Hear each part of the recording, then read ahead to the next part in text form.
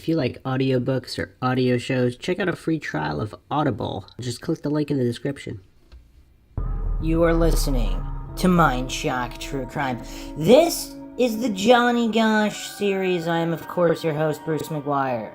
We are on episode 4, Jeff Gannon. And this was quite the story a number of years back on whether or not Jeff Gannon is Johnny Gosch. And not only that, regardless of whether he is or he isn't Johnny Gosch, how did he get his White House credentials? What is up with his history of male escort websites, and then all of a sudden he's a White House journalist with White House credentials? And what is up with his shady background that can't be verified? So again, whether he is or he isn't Johnny Gosch, there's some serious questions regarding Jeff Gannon. Now, if he is Johnny Gosch, can that be proven?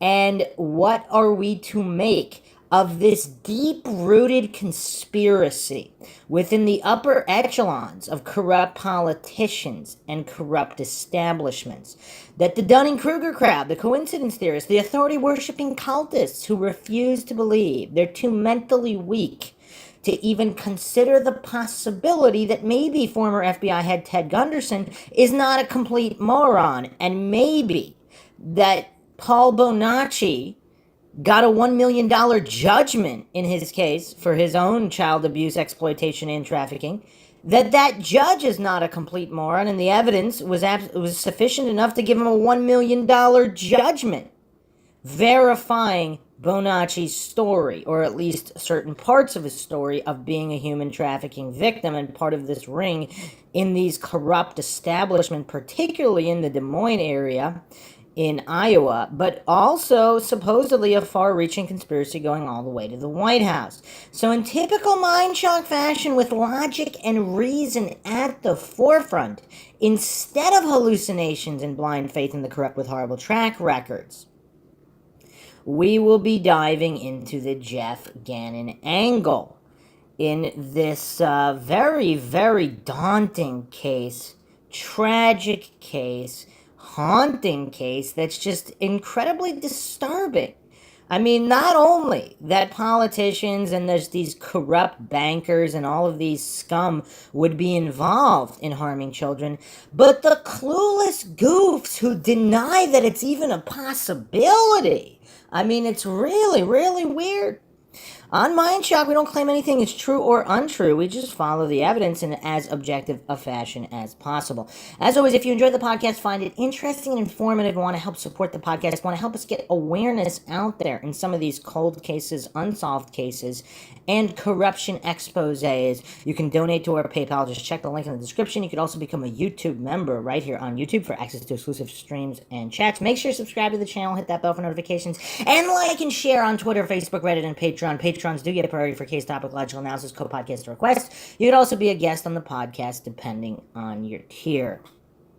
Questions, comments, theories, thoughts, suggestions, rebuttals, debunkings of any kind, leave them in the comment section. All right, we are going to start off with MSNBC and Jeff Gannon's appearance and what he had to say about this whole debacle, and then we will deconstruct from there.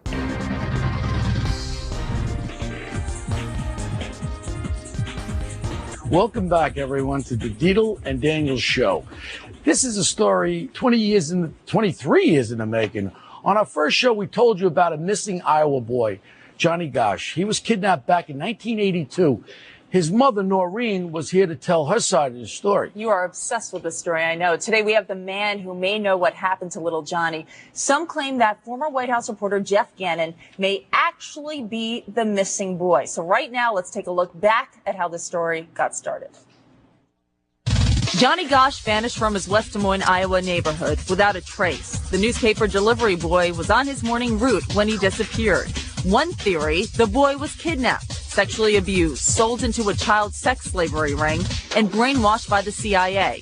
Some claim Gosch was snatched for the Monarch Project, a government-sponsored mind and behavioral control program designed to create top-secret escorts. The story then picks up in 2005. The internet was abuzz with word that former White House reporter Jeff Gannon may in fact be Johnny Gosch. The claim based on similar body markings and a lack of information about Gannon's early years.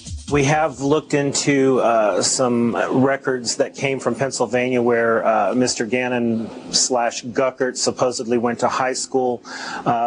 We've looked at photographs, and some of them match, some of them don't. There's several photographs that look strikingly like Johnny Gosch, and there are some that don't even look like him at all.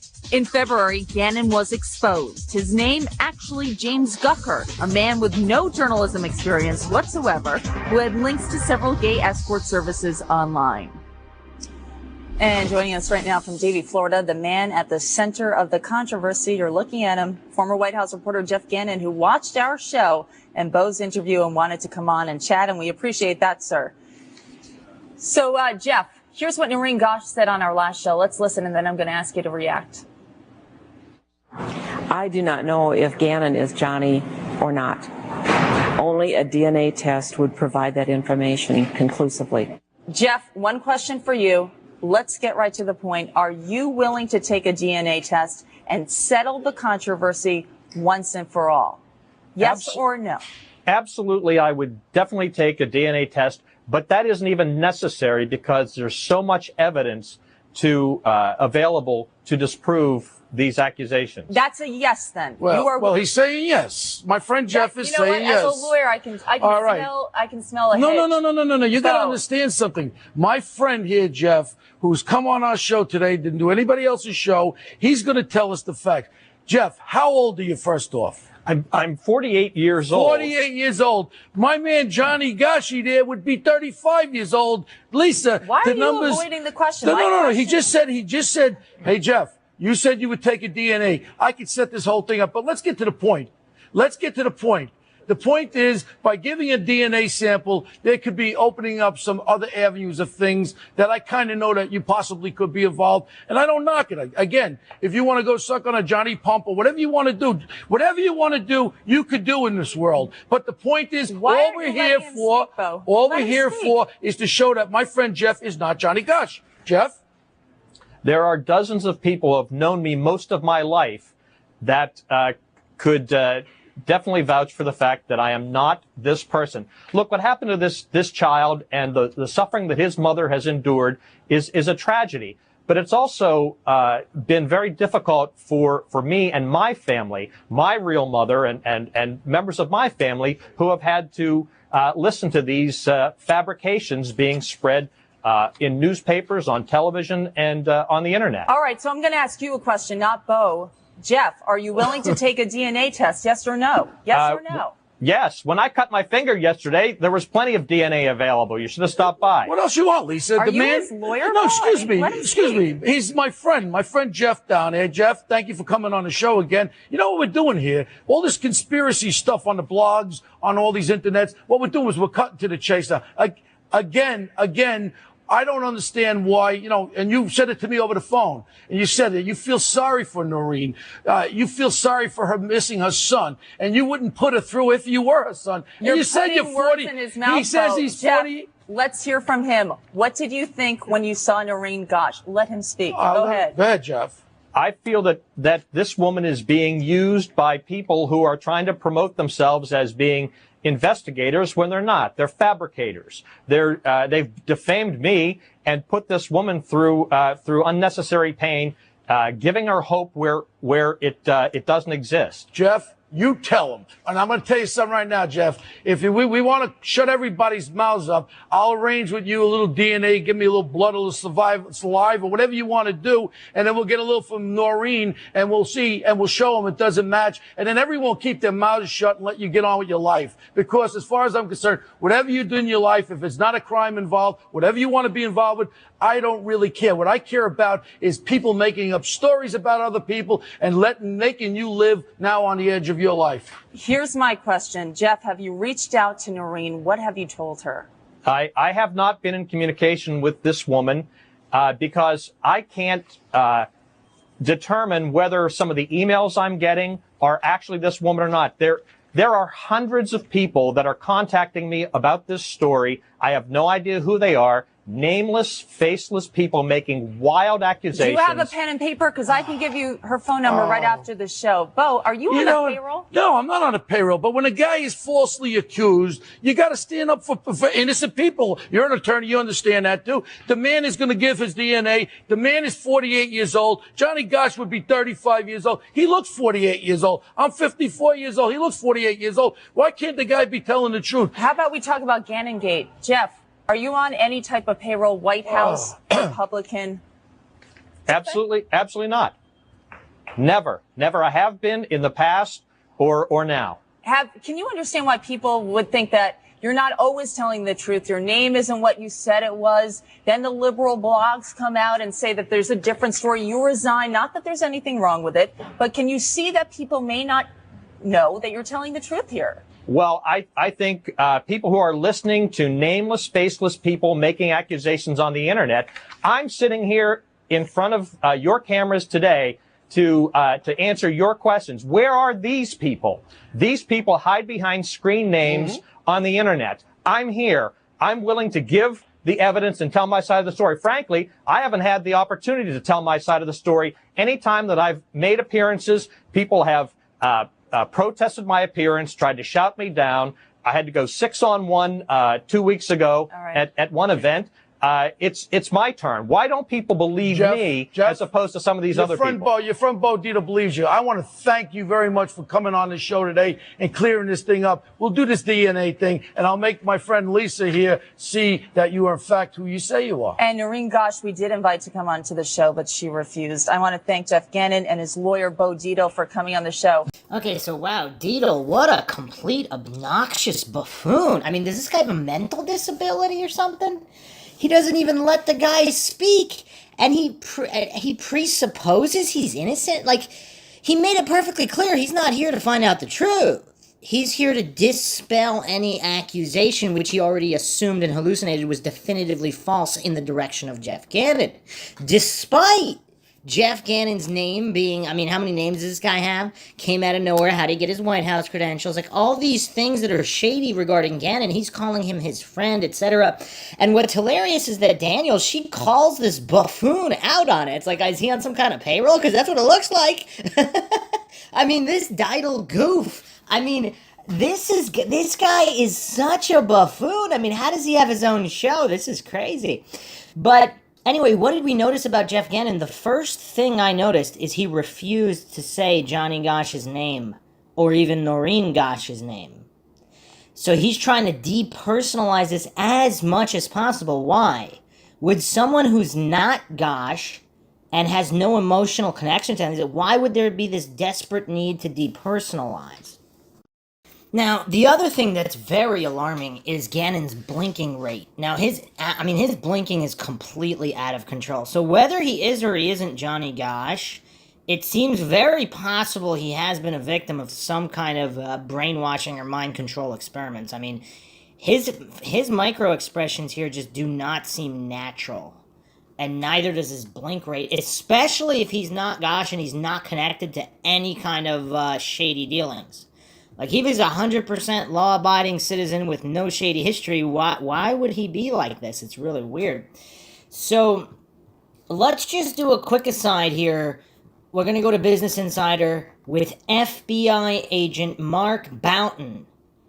FBI agent of 30 years who wrote the book How to Spot Lies Like the FBI. This was published here January 11th, 2019 by Rachel Gillette and Samantha Lee. You can tell someone's lying to you by watching their face. Here are 12 dead giveaways.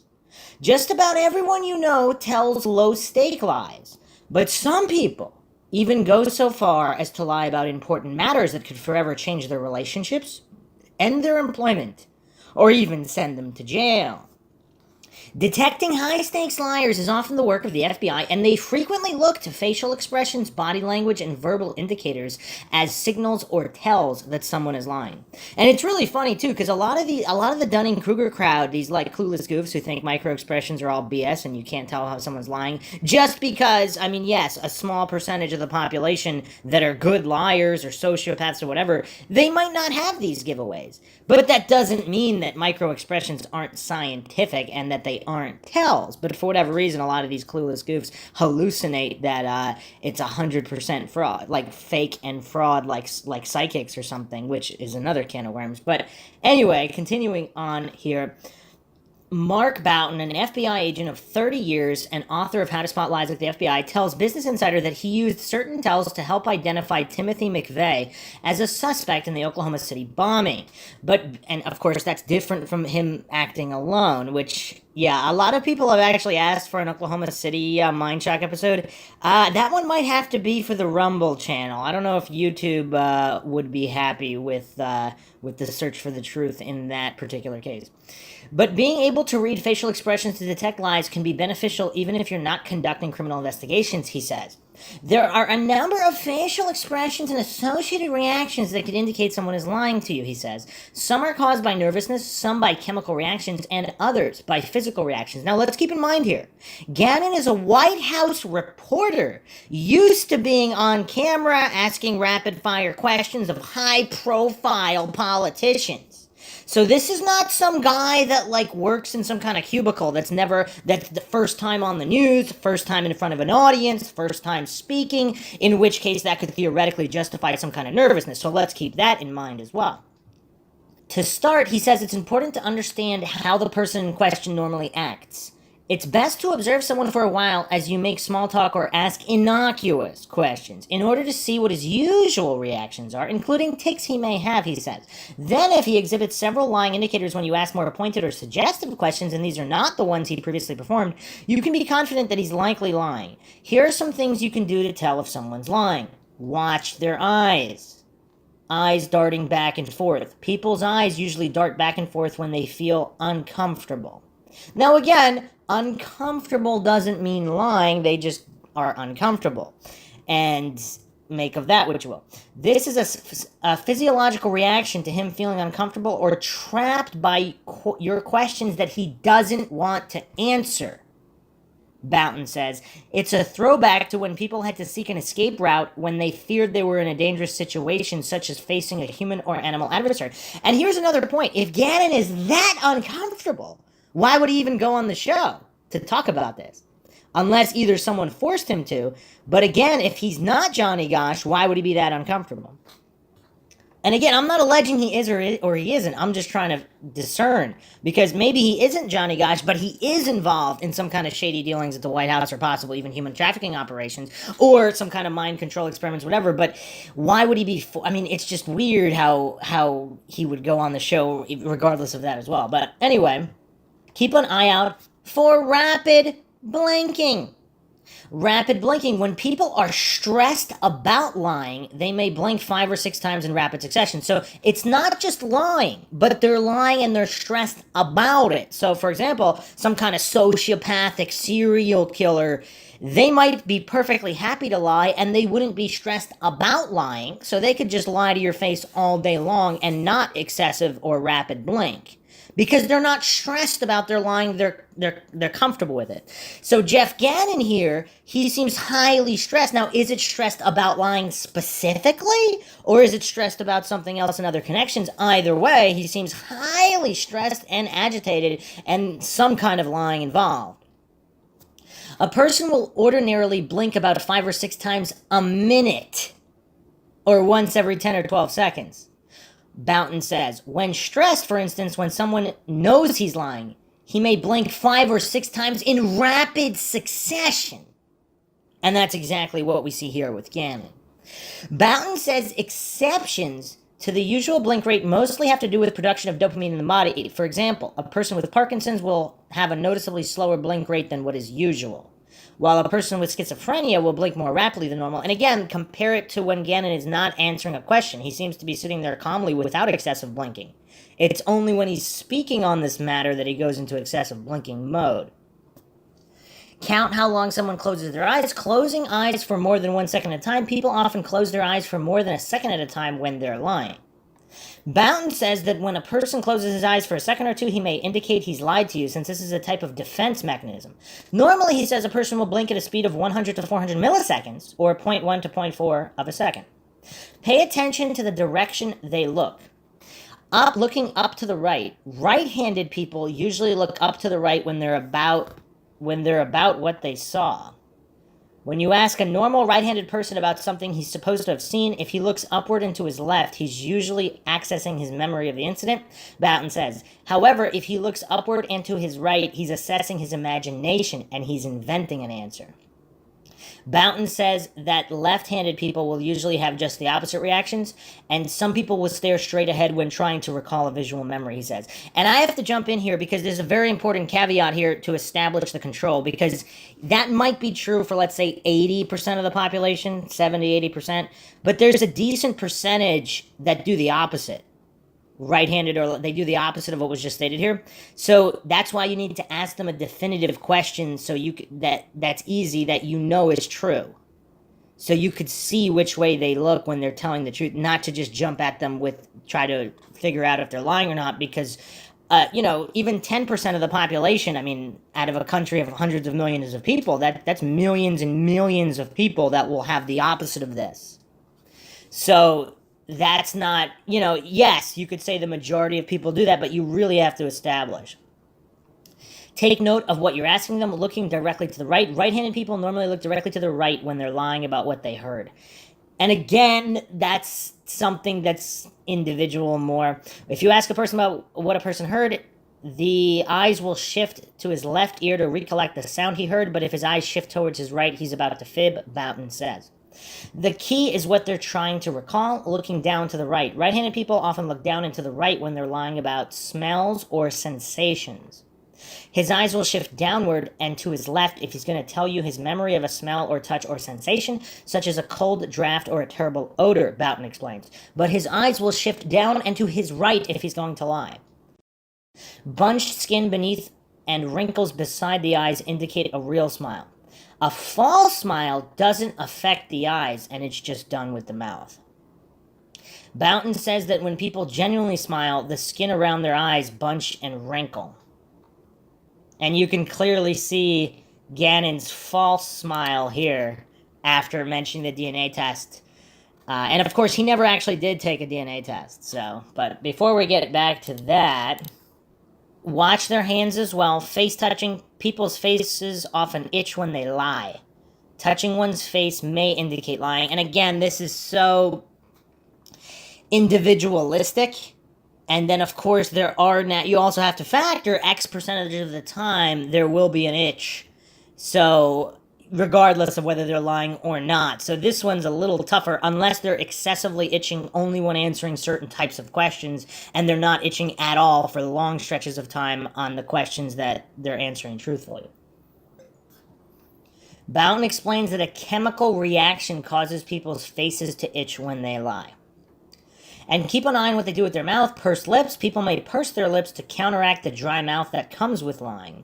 Again, that dry mouth is because they're nervous. So a sociopathic serial killer wouldn't be nervous about killing people or lying about it. So again, just keeping all that in mind. A person's mouth will often go dry as she's lying, Boughton says. This may do a sucking motion, pursing her lips to try to overcome this. When their lips are so tightened that they appear pinched and white, this can indicate lying. Take note of any excessive sweating. Excessive sweating. People who are lying will often perspire more than is usual for the conditions. Boughton says sweat may appear on the forehead, cheeks, or back of the neck, and you'll likely observe the person try to wipe it away. And in some instances, notice when the person blushes. Blushing, some people, usually women, will blush after lying. Blushing is an involuntary reflex caused by sympathetic nervous system. This activates your fight or flight response and is a response to the release of adrenaline. Pay attention to which direction they shake their head. So what is your name and what do you do? I'm Jeff Gannon. I am a writer. I'm currently working on a book about my experience as a White House reporter. And where are you from originally? I grew up in northwestern Pennsylvania in a rural area. Really? What was it like growing up there? It was a perfect upbringing. I went to a good school, had a great family, lots of friends, great opportunities. Western Pennsylvania, I was talking to someone in one of my past interviews and they said that Western Pennsylvania is very much Midwest oriented, like the Yes. way people think and whatnot Yes. is very Midwest, whereas Eastern Pennsylvania is very New England. So you'd fall into like the Midwest. Midwestern, absolutely. Midwestern value set. But one of the things I've maintained from the start is the important things to know about me. I am an independent conservative journalist. I always was, and I always will be. And my personal life has no impact on that whatsoever. And frankly, it's nobody's darn business. And all the things that have been written about me, posted on the internet, there's so much misinformation out there. I couldn't even begin to pick through it and tell you, well, this is true, this is not true. So, as a matter of course, I just don't deal with it. You know, I learned early on that you can't keep people from saying things, can't keep people from posting these things on the internet. So I just don't. You know, people are going to say what they're going to say, and I will eventually be able to present myself to people in the way that they need to see me. Head shaking. If people shake their heads while saying something, they've just denied their statement. I mean, this is actually prevalent. Amanda Knox actually does this a lot. Not necessarily about whether she, whether or not she was the actual killer, but where she was and her movements. There was some clear indications of lying in a lot of her interviews. If you haven't checked out the Amanda Knox podcast on MindShock, make sure you check that out. Often, when people tell the truth, they will nod their heads simultaneously in agreement with what they're saying, but if they shake their heads in disagreement with what they've just said, their bodies are betraying their lie. That's their subconscious. Okay, so clearly, we have some excessive tells here regarding Jeff Gannon. And of course, again, with this Didal goof, he thinks someone verbally states they're a certain age. Oh, case closed! I mean, this Didal goof this is one of the goofiest bastards I have ever seen in my entire life. Luckily, I've never watched this show. I have no clue who he is before I watched this little clip here, luckily. But this guy is among the goofiest of goofs. I mean, he could vie for some Dunning-Kruger championships because this guy is so dumb here. Someone tells him he didn't even provide his ID. He just verbally told him he's a certain age. Oh, case closed! It was a false accusation. It was a conspiracy. And if there is a conspiracy, obviously how easy is it to fake documents and change the age by a couple of years? It's not like he's 50 years off. I mean, yeah, he's a number of years off, but he also happens to look exactly like Johnny Gosch. I mean, the similarity is uncanny. Now, again, that doesn't necessarily mean I wouldn't use it as proof because there's a lot of people that look very similar to other people. So I wouldn't say that's undeniable, but the markings on the body, I mean, we'll get to that. But I just wanted to lay the foundation with the interview here, just so people can kind of get an idea, get a sentiment of what this Jeff Gannon character is about. And I still don't even know why he appeared on the show, because again, with all these micro expressions and tells, he's clearly lying about a lot. Now, whether he's lying about being Johnny Gosch, that's, up to debate, of course. So, in the discussion here, on the conspiracy subreddit just 1 year ago or so, Vina Cute posted this clip that we just watched. What happened to the Jeff Gannon conspiracy? Do you guys remember this story? Gay prostitute fakes his way into the White House, allegedly fakes. I mean, who knows if he's part of some kind of MK Ultra experiment and he was placed there, under a fake news agency, gets busted by another journalist, story gets huge, then completely disappears. Pictures of him and George Bush. How did he get that job? Who put him there? Is he actually Johnny Gosch, the once kidnapped boy from Iowa? Now, here's the thing, too. I mean, you have Gosch with George Bush kissing his head and all this weird stuff. There's also this old photo of George Bush with this supposedly as of yet unidentified young boy who happens to look exactly like Johnny Gosch as well. I mean, what do all the coincidence theorists make of this? Because this isn't just a guy who looks like the older version of Gosch. We have another boy who happens to look like Johnny Gosch who's also photographed with George Bush.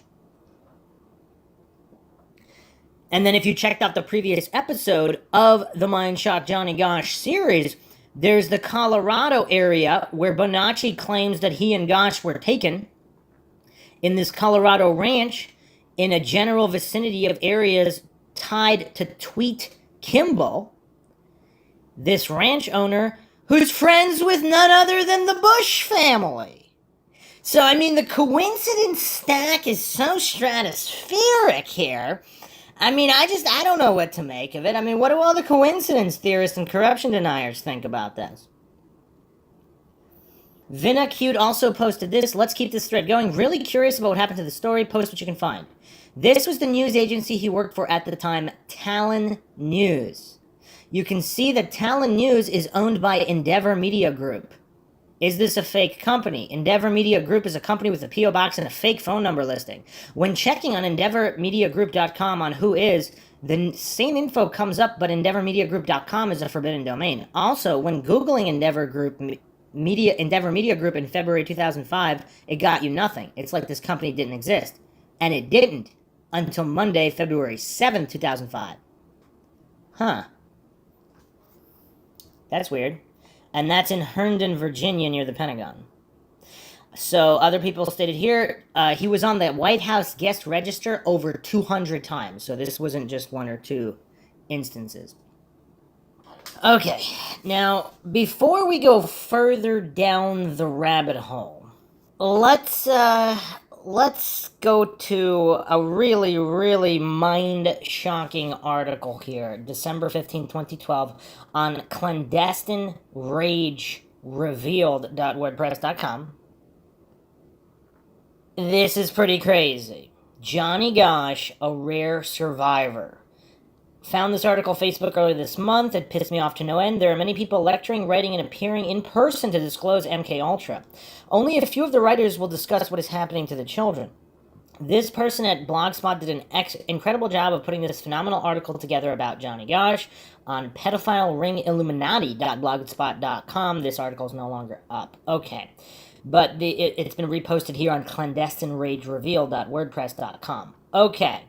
So originally the article was written October 24th, 2009. Johnny Gosch, a rare survivor.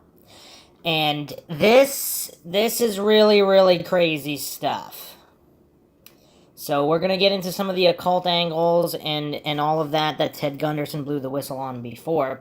But this will set the stage for more Gannon coincidences. I mean, the amount of coincidences connected to the name Gannon itself, I mean, it's just absolutely mind-boggling. On Sunday, September 6, 1982, in the bedroom community of West Des Moines, Iowa, 12-year-old Johnny Gosch is headed out on his newspaper route. He brings with him his family dog and his red wagon to carry the papers. This is the last time Johnny is ever seen again. Johnny's parents, Noreen and John Gosch, Sr., launched the initial search for their son because the West Des Moines police were short-staffed due to the Labor Day weekend.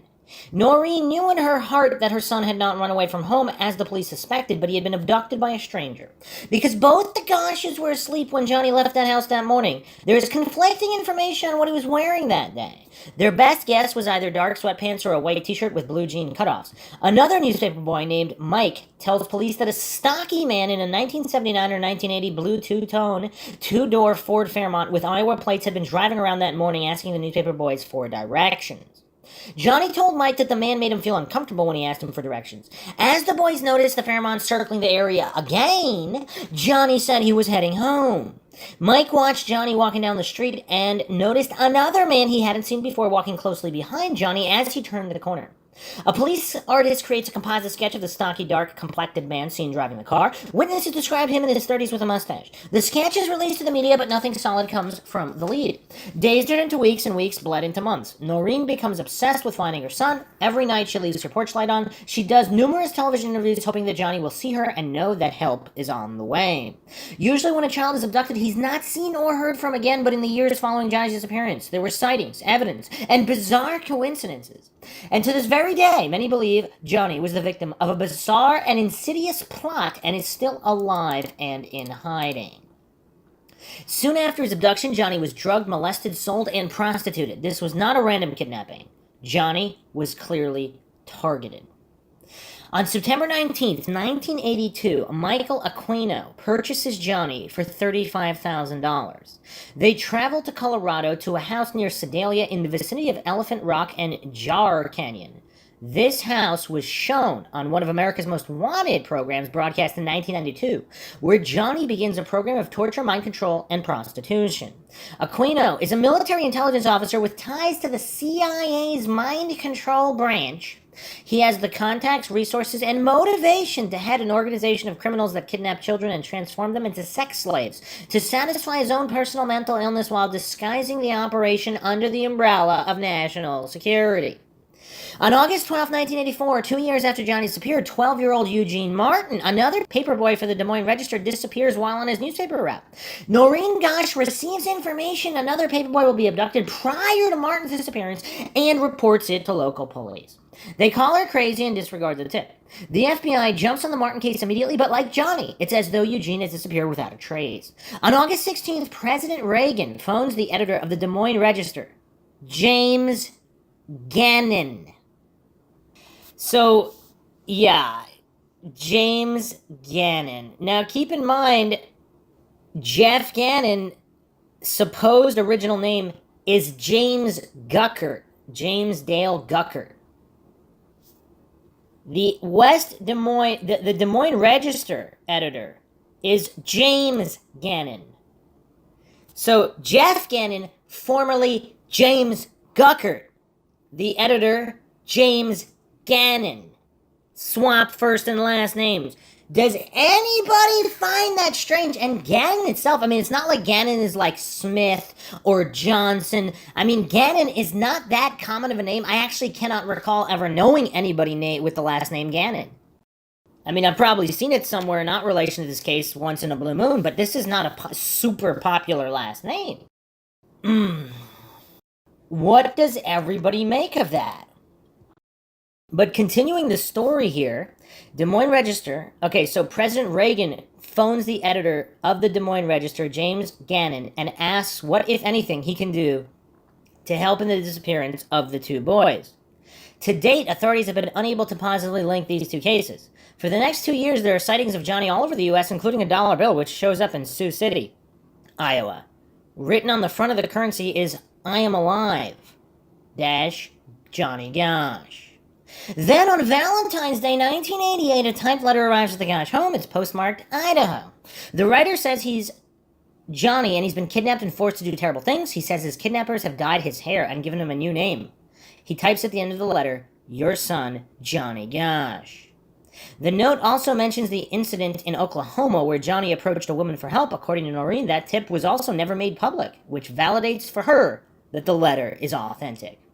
Johnny Gosch was painted in red nail polish on the bathroom wall of a restaurant in Denver, Colorado. In 1989, 21-year-old Paul Bonacci, a convicted child molester, comes forward. While serving time in an Omaha, Nebraska prison for molesting a young boy, Bonacci admitted to his psychiatrist he helped abduct Iowa newspaper boy Johnny Gosch. He claimed there was an organized ring of pedophiles in Omaha that abducts children and forces them into a life of pornography and prostitution, and in some cases, auctions off these children to clients for sex. Bonacci, who suffers from a multiple personality disorder, had been a key witness in Omaha's Franklin Federal Credit Union Bank scandal. He testified that Larry E. King, who was charged and convicted with embezzling $40 million from the bank, had wild sex parties at his home, and Bonacci himself had sex with several prominent Omaha citizens who were there. Larry E. King was a major Republican fundraiser based in Omaha and sang the national anthem at both the 84 and 88 Republican conventions. Bonacci claimed that he and others were taken to the Republican convention in Dallas and also made numerous trips to King's Washington, D.C. apartment in Embassy Row, where they were offered up for sex for pay with prominent Republican politicians. Bonacci claims that this organized ring picked him up at the age of 8 and forced him into prostitution. He says he was photographed, blackmailed, and later forced to be a decoy to lure young boys like Johnny into waiting vehicles. Bonacci admits that he became a molester himself. Bonacci's attorney, John DeCamp, phoned the Gosches with his story, and the Gosches' private investigator, Roy Stevens, spent 2 years trying to disprove Bonacci's claims. Because Bonacci had been charged with perjury and perpetrating a hoax by the grand jury in the Franklin Credit scandal, neither the FBI nor the West Des Moines police would even interview him about the Gosch case. They still feel he's an unreliable witness. Now, by the way, he did get a $1 million judgment. Now, those case files are sealed, for obvious reasons, for those that believe in the conspiracy. But why is he being awarded $1 million judgments by judges if he has no evidence or he's not credible? In the 2 years, Roy Stevens investigated Bonacci. I mean, if anything, I mean, you have to think the evidence and his testimony must have been so overwhelming because he's already painted as a perjurer and unreliable witness. So the amount of evidence he would have to produce would be well in excess of someone who hasn't been looked at as a perjurer, and unreliable with mental health issues. So one can only imagine what is in those sealed files that is so definitive that he was awarded this $1 million judgment. In the 2 years Roy Stevens investigated Bonacci, he went from skeptic to supporter. And some of Bonacci's story and the evidence Roy Stevens uncovered is compelling. Emilio is the ringleader of the organization who orders the abductions and sells the children to the pedophiles. Bonacci claims Emilio was the man in the Ford Fairmont asking Johnny for directions. Tony is used as the driver. Remarkably, he's been identified in other child abductions across the country, including Michaela Joy Garrett, who disappeared in November '88 from her home in Hayward, California. The night before Johnny's abduction, Bonacci saw a man bring photos of young boys to Emilio. He says one was Johnny Gosch. Noreen Gosch remembered that a neighbor noticed a woman taking pictures of Johnny exactly 3 months before his abduction. Even more interesting, when the neighbor saw the picture being taken matches exactly the background described by Bonacci in the photo he saw. And you know what's curious? If Bonacci's interview here, if he's describing this photo from prison and he had never been to the Gosch home and didn't know what the neighbors' houses looked like, how would he be able to describe that? And again, check out all the previous episodes especially the previous one, episode 3, for definitive information on how they came to believe Bonacci, because of these diaries that were age tested to have been written before he was in prison. So before he had access to before any of this information was public, he had written it in his diary regarding Johnny Gosch and these other criminals. Mike was a boy who Bonacci claims was with him in the backseat of the car that Emilio was driving on the day of the abduction. He said another man pushed Johnny into the car and Paul used chloroform to knock Johnny out. Bonacci said they were taken to a farmhouse in Sioux City, Iowa, where he was the first to sexually abuse Johnny, and then photos were taken. Emilio entered the room and told Bonacci and Mike to undress Johnny. Emilio had a buyer who wanted to see the photos of the boys doing things to each other. Eventually the buyer arrived, looked at the pictures, paid $35,000, and took Johnny to Colorado. Charlie ran the farm in Sioux City, Bonacci says. Roy Stevens actually located a Chuck who he believes is Charlie and found people who said things about Chuck that were similar to what Bonacci said about Charlie. The Colonel was the man who Bonacci said ran a ranch in Colorado. Bonacci said the last time he saw Johnny was back in 1986 at that same ranch. Johnny, whose hair was now dyed black and was renamed Mark, had attempted to run away. When they caught up with him, they branded Johnny on his right buttock like a piece of livestock. John DeCamp, legal counsel to the chairman of the state Senate committee that investigated the Federal Credit Union and who later became a state senator, wrote a book on the scandal called The Franklin Cover-Up. At first, he too was skeptical of Bonacci's claims, but now he believes that high-level government officials wanted to keep everything quiet and did everything they could to discredit Paul Bonacci. He wonders why the FBI completely refused to investigate Bonacci's claims regarding Johnny Gosch. It was a forbidden zone, they wouldn't even talk about it, says DeCamp. DeCamp says Bonacci's multiple personalities, at last count 28, is a result of years of sexual abuse and mind control. It's caused by the very things he describes. In 1990, investigator Gary Caradori, who was investigating Paul Bonacci's claims for the Nebraska state legislation, urgently phoned State Senator Lauren Schmidt from Chicago saying he had found the smoking gun. Caradori told Schmidt he would fly that night from Chicago in his private plane with his son back to Lincoln, Nebraska. The plane exploded over Aurora, Illinois, killing Caradori and his 8-year-old son. According to an eyewitness, just before hearing the explosion, he saw a flash of light. A sheriff's deputy recovers pictures of children with high-profile politicians. Caradori's briefcase containing photos and on the rear seat of the plane disappear and are never recovered. October 91, Noreen Gosch met Paul Bonacci in a face-to-face meeting. She said Paul described to her things about Johnny that she had never released to the press, that Johnny Gosch had a stutter, and that he had taken yoga. And this is, again, as we went over in the previous episode, pretty much everything Noreen Gosch says has been verified at one point or another. So just looking at the time, even things that weren't verified previously, like as time goes by, she seems to be vindicated at every turn. And again, because can anybody turn up any initial articles talking about Johnny Gosch's stutter and his yoga? Because, I mean, yoga's not that popular back. I mean, even now, it's not really popular with 12-year-old boys. But back then, it wasn't really that popular with anybody.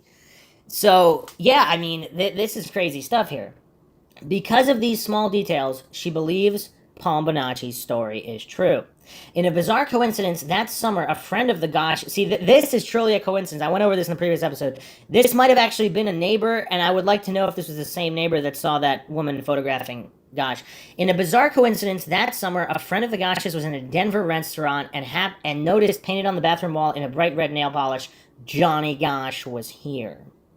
Roy Stevens showed a series of photos, including the Mexican restaurant, to Bonacci. Without prompting, Bonacci identified the restaurant and recalled how he, Johnny, and Mike went into the bathroom and Johnny painted Johnny Gosch was here on the wall. Bonacci even produced a letter from his friend Mike mentioning how Johnny Gosch wrote on the bathroom walls in a Mexican restaurant in red nail polish.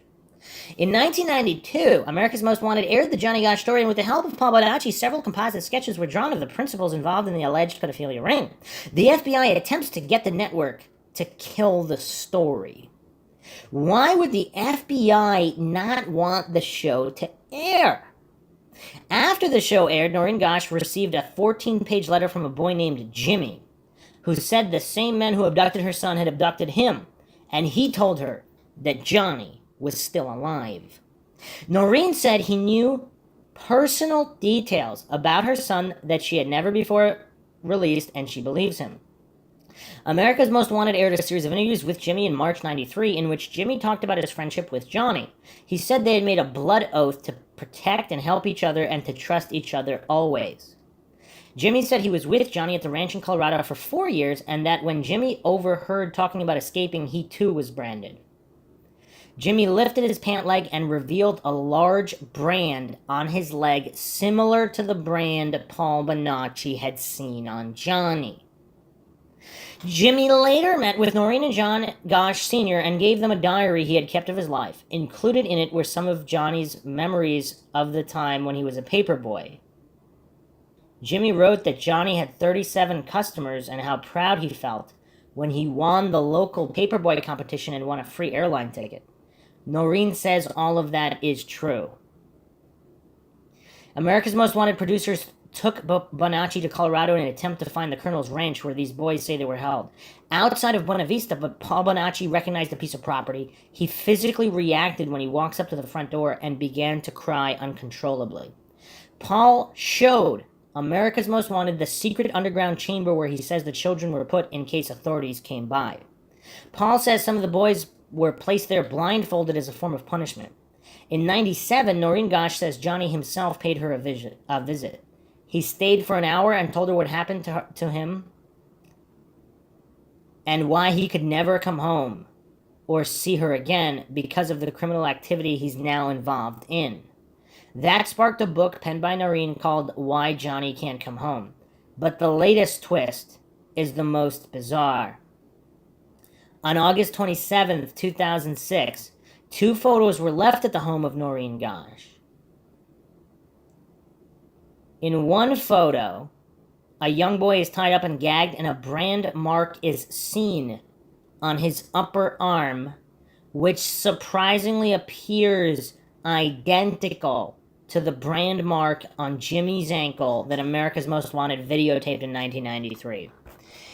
It's curious, too, that this America's Most Wanted episode apparently is not available anywhere. I mean, someone must have taped it even off the TV. Like, this is kind of weird. And we didn't go over this detail before, so I mean, this is crazy. It is also identical to the one Paul Bonacci described to America's Most Wanted in 1992 that he claimed to have seen on Johnny Gosch's rear end in the late 80s. So the timeline of this type of branding is Bonacci first, then in 93 Jimmy presents it. And in 2006 2 photos show up to Noreen Gosch, and it's the same exact brand mark. That's weird. The other photo shows 3 boys lying side by side in a bed, also bound and gagged. Noreen Gosch was certain her son Johnny is in 2 of the photos and quickly turned them over to the police for analysis. But just this week, the West Des Moines police say Johnny Gosch is not among the boys in the photos. Nelson Zalva, a retired detective from the Hillsborough County Sheriff's Office in Tampa, recognized the photos as evidence in a case he investigated in 78 or 79, which predate Johnny Gosch's 82 disappearance. Retired Detective Zalva says all the boys in the photos were identified, but failed to provide authorities with enough evidence to prosecute the man who took the pictures. Hillsborough Sheriff's Department is now researching their files to locate the original photos because retired Detective Zalva does not recall seeing a brand mark on the boy in the photo. And just an update here, this is I went over in the previous episode, that photo was taken in 82 because there's things in the background that were only available after 82. So that photo could not have been taken in 78 or 79. And supposedly Zalva admits this and his own mistake. According to Noreen Gosch, he apologized for this. So here's an update here. Photo of George H.W. Bush surfaces with what appears to be a young Johnny Gosch standing behind Bush. I chose to post Johnny's story first because it's been established it was an Illuminati abduction. Now, this is on Clandestine Rage Revealed WordPress. So they're claiming that it's been established that it's an Illuminati, not just an abduction by a pedophile ring, but an Illuminati abduction. Given what you've learned thus far in this blog, what characteristics common to Illuminati abductions appear in the Gosch abduction? Johnny can fit either of the two types of abductees given the uncertainty of the clothes he was wearing at the time. A possible white t-shirt and blue jeans would fit type 1, but given the fact that Johnny had a slight disability, a stutter, he could also fit the type 2 abductee. We know from an eyewitness account a neighbor saw a strange woman photographing Johnny 3 months prior to his actual abduction, which means Johnny had been under surveillance prior to the abduction. What the article doesn't mention is the fact that Johnny's dad normally accompanied Johnny on his paper route, but couldn't that day, also supports Johnny having been under surveillance. They knew which morning to snatch him as his dad wasn't with him. What woman was seen photographing Johnny also supports the male-female abduction team. Okay, also some people believe, of course, Leonard Gosch, Johnny's father, is responsible as well. Local police stalled the initial investigation by insisting Johnny was a runaway despite his mother's claim he was not, that he must have been abducted, which is what forced Johnny's law to be passed, forcing police to act immediately in child disappearances, which of course they didn't because there was also the Mark Allen case, the third boy from the area abducted. I also question the police claiming to be understaffed on Labor Day weekend. While this may have been true, police generally schedule more officers to work holiday weekends. When Noreen Gosch tells local law enforcement she's received a tip another paper boy will be abducted, police call her crazy and ignore the tip. This is the typical Illuminati tactic of portraying credible witnesses as mentally ill in order to discredit them. And the fact police refused to act on her tip speaks for itself. The abduction vehicle was a blue sedan. Johnny was drugged with chloroform, one of two drugs favored by the Illuminati. I mean, yeah, but criminals also use that all the time. The FBI quickly stepped into both the Gosch and Martin disappearances in order to control the investigation and media coverage. This is evidenced by the FBI attempting to prevent America's Most Wanted from airing their episode on Johnny's abduction. We have Illuminati repetition as well. Both Gosch and Martin were paperboys. You have the suspicious death of investigator Gary Caradori, who was preparing to expose the government pedophile ring, so was murdered when his plane exploded. This, again, speaks to Illuminati reputation of tactics, as the exact same method was used by our government, typically George H.W. Bush and his spawn offspring, W, to bring down JFK Jr.'s plane and kill him. The Illuminati appear to have a penchant for blowing up planes. Again, I am not claiming any of this is true or untrue. This is the Clandestine Rage Revealed WordPress blog here. Symbolism appears via the branding of the boys with the Rocking X brand.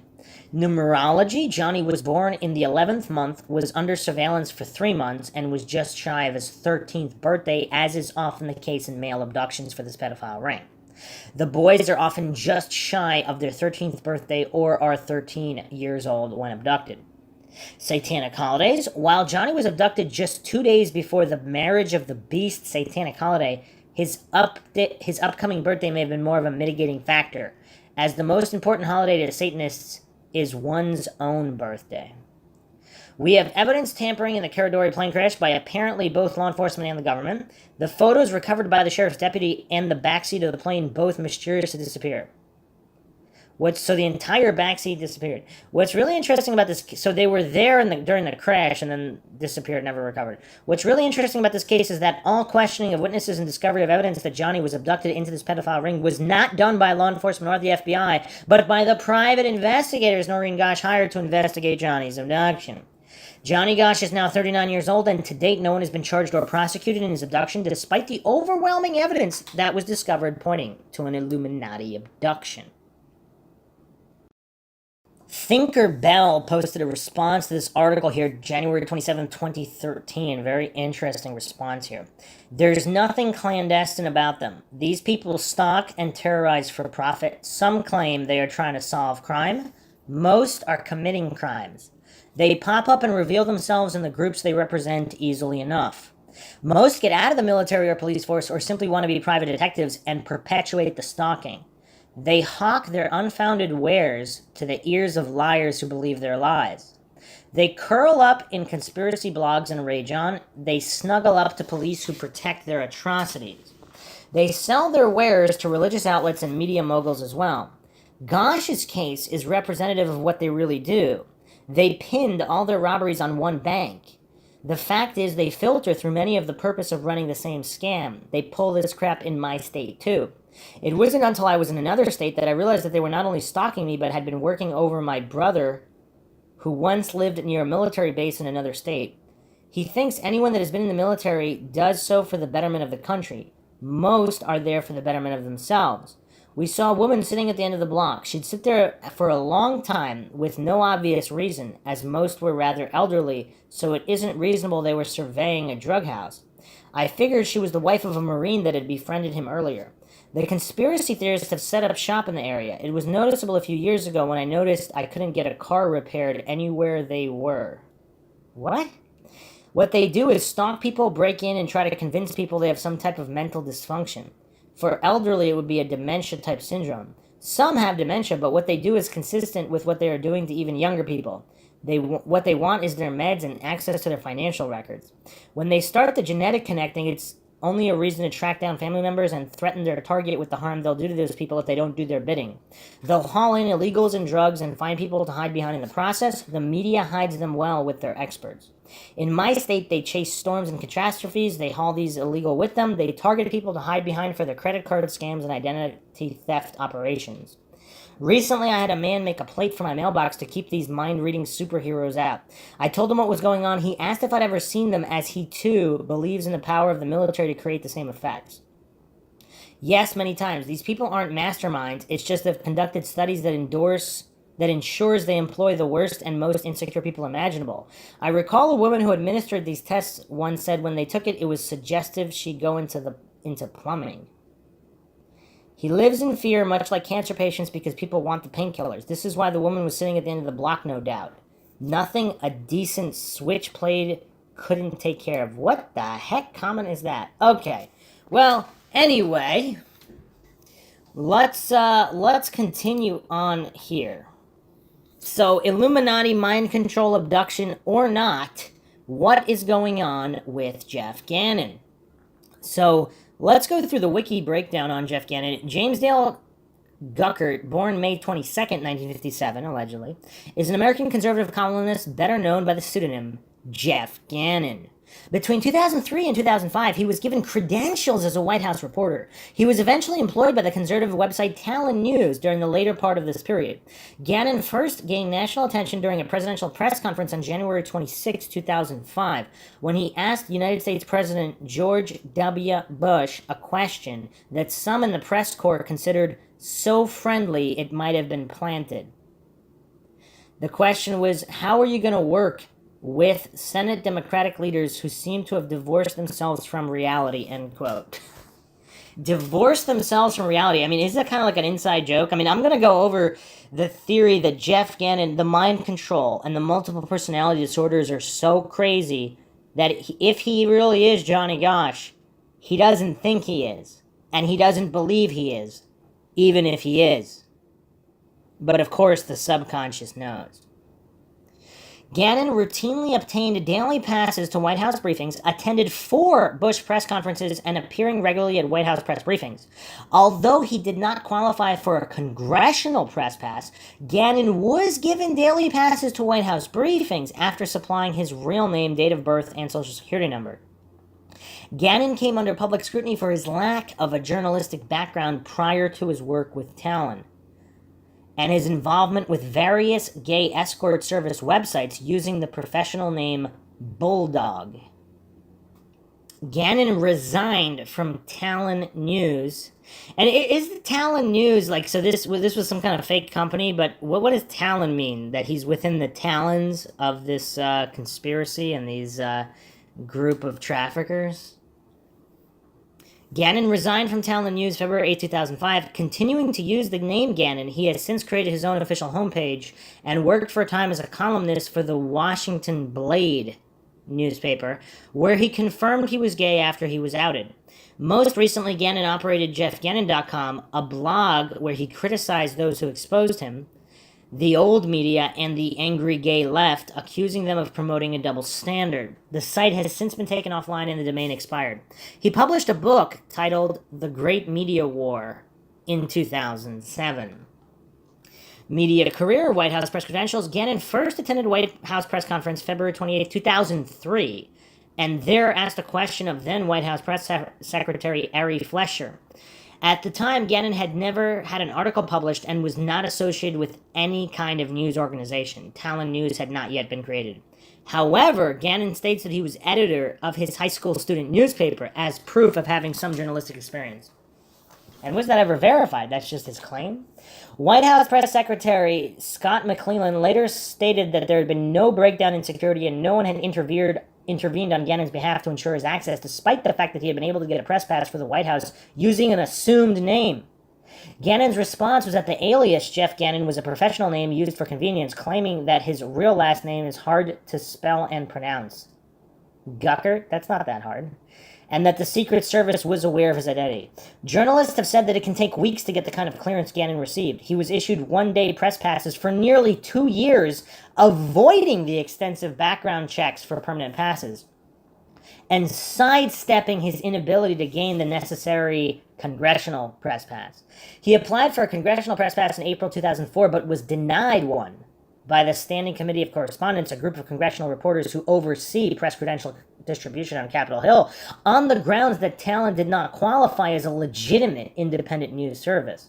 So it was just a shell company or something? On his resume, Gannon said he's a graduate of the Leadership Institute Broadcast School of Journalism, a 2-day seminar for conservatives who want a career in journalism. And has that ever been verified? Again, these are just claims by Gannon. Who has verified these claims? Talon News was a virtual organization with no physical office or newsroom, owned by the website GOP USA. Robert Eberl is the president and CEO of both GOP USA and Talon News.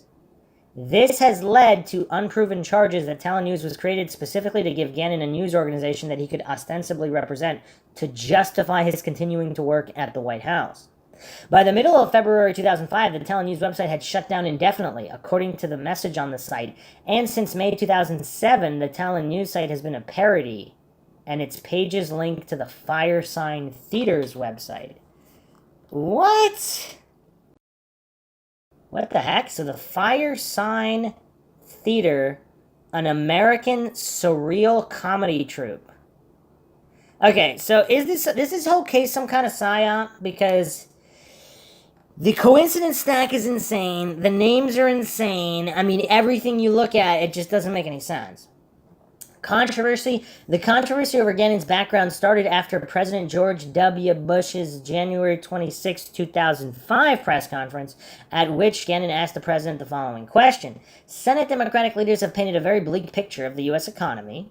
Harry Reid was talking about soup lines, and Senator Hillary Clinton was talking about the economy being on the verge of collapse.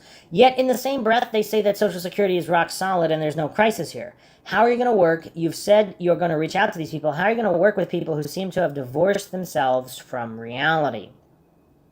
Gannon's question was ridiculed on The Daily Show, with Jon Stewart inquiring, "Who is this muck-raking Jeff Gannon who is holding the president's feet to the fire so that he can more easily give him a reach-around?"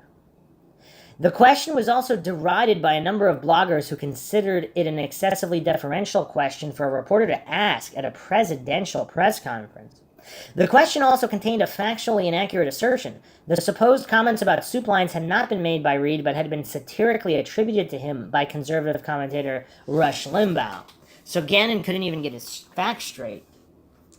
After the January 26, 2005 press conference, scrutiny into his personal and professional background by news organizations and blogs began. On February 8, 2005, Gannon resigned from Talon News and shut down his website, jeffgannon.com. According to Howard Kurtz of the Washington Post, who stated this, Jeff Gannon, whose naked pictures have appeared on a number of gay escort sites, says that he has regrets about his past, but that White House officials knew nothing about his salacious activities. Gannon said that he has been stalked and that his family has been harassed. Any evidence of that? He has revived his website since that time. Gannon is alleged to have registered several internet domain names, including hotmilitarystud.com and militaryescorts4m.com, and posted naked pictures of himself. According to The Independent, bloggers revealed that Jeff Gannon had previously worked as a $200 an hour gay prostitute who advertised himself on a series of websites with names such as hotmilitarystud.com. So again, if he was a kidnapped child who was forced into some prostitution life, does that match up with this Gannon individual? When those ads became public, Gannon refused to specifically address them, but admitted that he had made mistakes in his past. During the 2004 election, he wrote that John Kerry might someday be known as the first gay president, and that Kerry had supported the pro-gay agenda. Cliff Kincaid, editor of the conservative organization Accuracy in Media, wrote that the campaign against Gannon demonstrates the paranoid mentality and mean-spirited nature of the political left. In April 2006, Gannon appeared on the television program Lie Detector, produced by Mark Phillips Films and Television for the Pax Network, now Ion Television, submitting to and passing a polygraph test while asserting that he was not a White House operative. Okay, so was that polygraph fixed? And if not, they should have asked him the Johnny Gosch questions. Connections to Plame investigation. Gannon was questioned by the Justice Department in relation to the department's criminal investigation into the Valerie Plame affair, in which Plame's identity as an employee of the CIA was leaked to a journalist by an administration official. On October 28, 2003, Talon News published an interview in 3 parts that Gannon had conducted with Ambassador Joseph C. Wilson, Plame's husband, whom the CIA had sent to Niger in 2003 to investigate claims that Iraq was attempting to procure yellow cake uranium. In the interview, Gannon asked Wilson about an internal government memo prepared by U.S. intelligence personnel that said Plame had suggested Wilson for the job. In a February 2005 interview, Gannon told CNN's Wolf Blitzer that the FBI had spoken to him in an effort to learn who had leaked the classified memo and to whom, but that he had not been asked to appear before the grand jury investigating the case. Many assumed the White House had leaked this memo to him. Gannon said he learned about its existence after it had been mentioned in a story published in the Wall Street Journal. Previously, Gannon has been criticized by Tom Daschle's supporters when he covered the South Dakota Senate race between Daschle and John Thune. Supporters of Daschle claimed he acted as a de facto member of the Thune campaign while ostensibly a journalist. Washington Blade. In July 2005, Gannon began writing for the D.C. area gay publication Washington Blade. His articles included criticisms of gay blogger John Aravosis, who had accused him of having pornographic ads. Blade editor Chris Crane attracted his own criticism from many in the gay community for this decision due to Gannon's criticism of the gay rights movement, as well as his refusal to disclose his sexual orientation. He has said, "My personal life is a private matter, despite the fact that I have become a public person."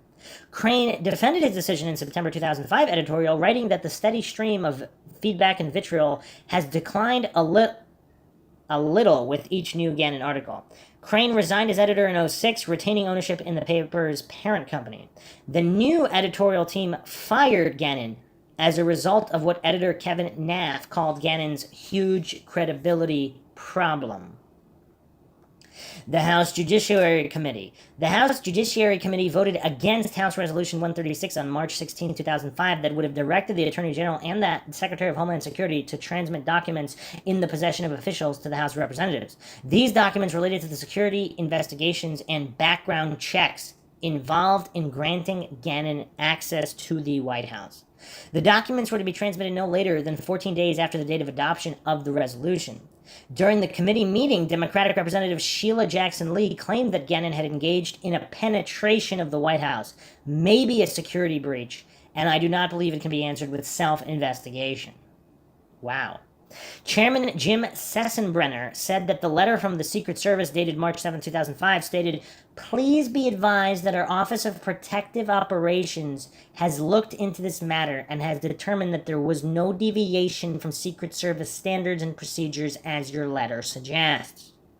Gannon later wrote in his blog, quote, "I hope this vote will put these issues to rest and allow me to return to my work as a journalist," end quote. In his self-published book, The Great Media War, he responds to questions about whether he played some role for the Bush White House other than that of an independent journalist.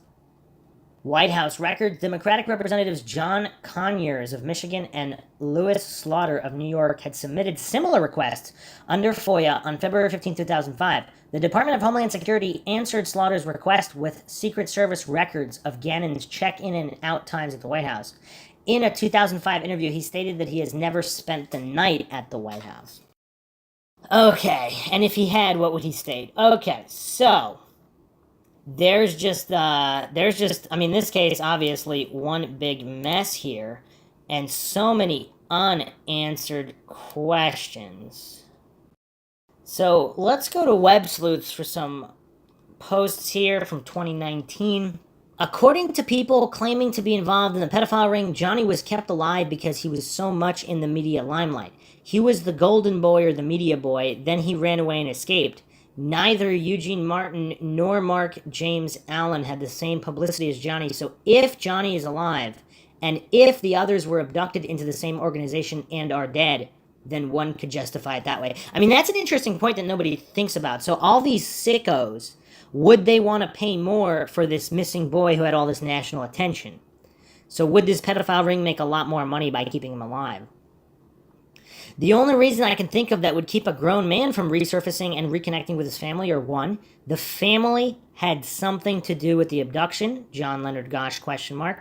Or two, the now grown man had done some pretty bad things that are against the law, and stepping forward might cause him to have to answer to those bad things.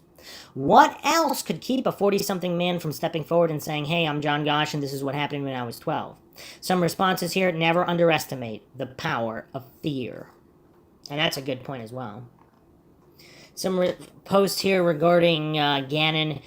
I suppose technically, barring a DNA test, Gannon is up in the air. But I really don't think he is Johnny. Isn't there proof that Gannon was alive and well, last name Guckert, before Johnny was even abducted, school record and whatnot? And again, if there were a few photos produced, or like one article, I mean, if this is a vast government conspiracy, that's the weird thing about coincidence theorists. I mean, if there is a vast, far-reaching government conspiracy involving like possibly billions of dollars, or if not at least millions, how would they not be able to produce a couple of fake records? But coincidence theorists, they see those records and say, "Oh, well, that's that settles that, because records can't be faked." It's just really weird, the Dunning-Kruger stylings of coincidence theorists. Now, again, I'm not saying that that's what happened. I'm just saying, if there is a vast conspiracy and there was an attempt to cover it up, I mean, it clearly wouldn't be that difficult to fabricate some records and possibly pay off a couple people at schools or whatever. Another post here: we also have to remember that Johnny would be a very damaged human being and may not be ready to face the outside world. And again, or if this MK Ultra is so advanced, again, even if he's not Gannon, if he's somebody else, if he doesn't even know he's Johnny Gosch, he would never be able to come forward. Another response here: I don't think Gannon is Johnny Gosch either, but his background is very strange. I cannot let this one go as being possible. I am normally really dismissive of conspiracy theories. Everything about the idea Gannon is Gosch seems ridiculous on the surface, but I don't think Gannon has ever produced anything to indicate evidence of a life before he was Guckert. I believe he indicated at one point that he would introduce parents or family members to the media, but that never happened. He also said he would take a DNA test, and never did. Look, if he is Johnny Gosch and had his reasons for not wanting to come forward, I don't think anyone should pressure him to. But this theory that seems so crazy, yet given the details of the case is plausible, is out there. And I can conceive of reasons he might not want to take a DNA test or bring family members into this, but no one in the media ever found a family member. And if you wanted to test someone's DNA, it's not illegal to use their trash or any discarded refuse of theirs to do so. I can't believe Noreen Gosch wouldn't have tried this already. Unless she did. Unless she has nothing with Johnny's DNA on it to compare it to, in which, I mean, I'm sure they have his DNA. I can't believe Noreen wouldn't have tried this already. Okay, in which case, why haven't they given it to the police, given it a try? DNA obtained in the April Tinsley case was obtained without a warrant, simply by intercepting the 2 remaining suspects' trash. I know it's a crazy theory, but everything about this case is crazy. Part of me wants to know what happened to Johnny Gosch, really wants someone to do a DNA test. That part of me doesn't want to see someone thrust into the spotlight unwillingly if they are Gosch. Knows it should be left alone. For me, it will always be something that hangs over this case, and I think it's possibly true. Yeah, I mean, this is crazy. So let's continue down this rabbit hole, and we will be touching upon Hunter S. Thompson. This is a post from ImaginativeWorlds.com, Enter the Realm of Unknown forums, and I don't believe this is up anymore, but back in 2005, an interesting post here, March 28, 2005, by Gormworm. Friday, February 25th, 2005, Jeff Gannon, Johnny Gosch, Hunter Thompson, and Bohemian Grove snuff porn. I've been watching this story percolate since this weekend, and with Thursday's return of Jeff Gannon to the blogosphere with a column entitled Fear and Loathing in the Press Room, really brings it all full circle. Several questions are begged here. As the Jeff Gannon story progressed and turned into a Bush White House homosexual prostitution scandal, internet investigators started asking if there could be a connection to the previous Bush White House homosexual prostitution scandal. If you recall, the stories of 15-year-old callboys wandering through the White House in the middle of the night was linked to the Franklin cover-up case exposed by Nebraska State Senator John DeCamp. In that case, a Republican operative named Larry King was involved with procuring boys and girls from Boys Town in Nebraska and elsewhere and entrapping them in a child sex slave and espionage ring. King, with an annual salary of under $20,000, was throwing sex parties for the powerful in a $5,000 a month condo in Washington, D.C., apparently taping the proceedings for blackmail purposes. And again, in 2005, to coincidence theorists and authority-worshipping cultists, they probably were like, oh, this is complete nonsense. But in the post-Epstein era, a lot of these coincidence theorist goofs, I mean, even are they still pretending and hallucinating that there's no corruption of this kind? I mean, it's just weird. One of the victims of this ring was one Paul Bonacci, who testified in court proceedings that he helped kidnap Johnny Gosch into the ring in 1982. It was apparently 2:29 a.m. Sunday, February 20th, when the question was first asked, is Jeff Gannon really Johnny Gosch? By the end of the day, Hunter S. Thompson was reported dead. Must have been another coincidence, though. I mean, how could it not be a coincidence, right? So let's go to total411.info. I don't think this is up anymore either, but February 2005. Total information analysis. Friday, February 25th, 2005. Jeff Gannon, Johnny Gosch, Hunter Thompson, and Bohemian Grove snuff porn. And this is where it gets really interesting. Bonacci also testified that he was forced in July 1984 to participate in a homosexual, pedophilic, necrophilic orgy at what has since been identified as Bohemian Grove, all of which was filmed. And according to Bonacci, the man in charge of the filming was someone picked up in Las Vegas on the plane headed to the Grove, a man who Bonacci was told was one Hunter Thompson. No doubt most people who came across this information in the past were familiar with Thompson's work, dismissed the idea that the man behind the camera could have been the famous writer. After all, this was a man who had been fighting the likes of Nixon and Bush his entire career. But could Thompson have been brought to the Grove by someone who presented it as an opportunity to investigate what the power elite was up to behind closed doors? Could Thompson have quickly found himself in over his head, compromised by virtue of his very presence at this horrific crime by the men he thought he was investigating undercover? Wow, what a theory that is. Or perhaps compromised some other way. Perhaps, for instance, he was surreptitiously filmed with an adult female prostitute who was then murdered, but I digress. But back for now to the Who is Jeff Gannon question. James D. Guckert seems to have appeared out of nowhere around 1999 setting up male escort websites. In profiles on these sites from around 2001, Jeff said he was 31 years old, closer to Johnny Gosch's age than James Guckert's. Guckert Gannon claims to be 47 today. In 2005 at the time of this article. So he changed his age. Okay, well that's weird. Jeff Gannon, aka James Guckert, also was attending alumni events at the TKE fraternity of Westchester College in Pennsylvania. Local media called the college and confirmed that a James Guckert graduated from Westchester in 1980. But apparently no one has checked yearbooks and such to confirm if the same man seems to be depicted. Okay, and Guckert, I would argue Guckert is a more popular name than Gannon, because I've known a couple Guckerts in passing. I've seen that name quite more often than Gannon. Could James Guckert be just another false identity?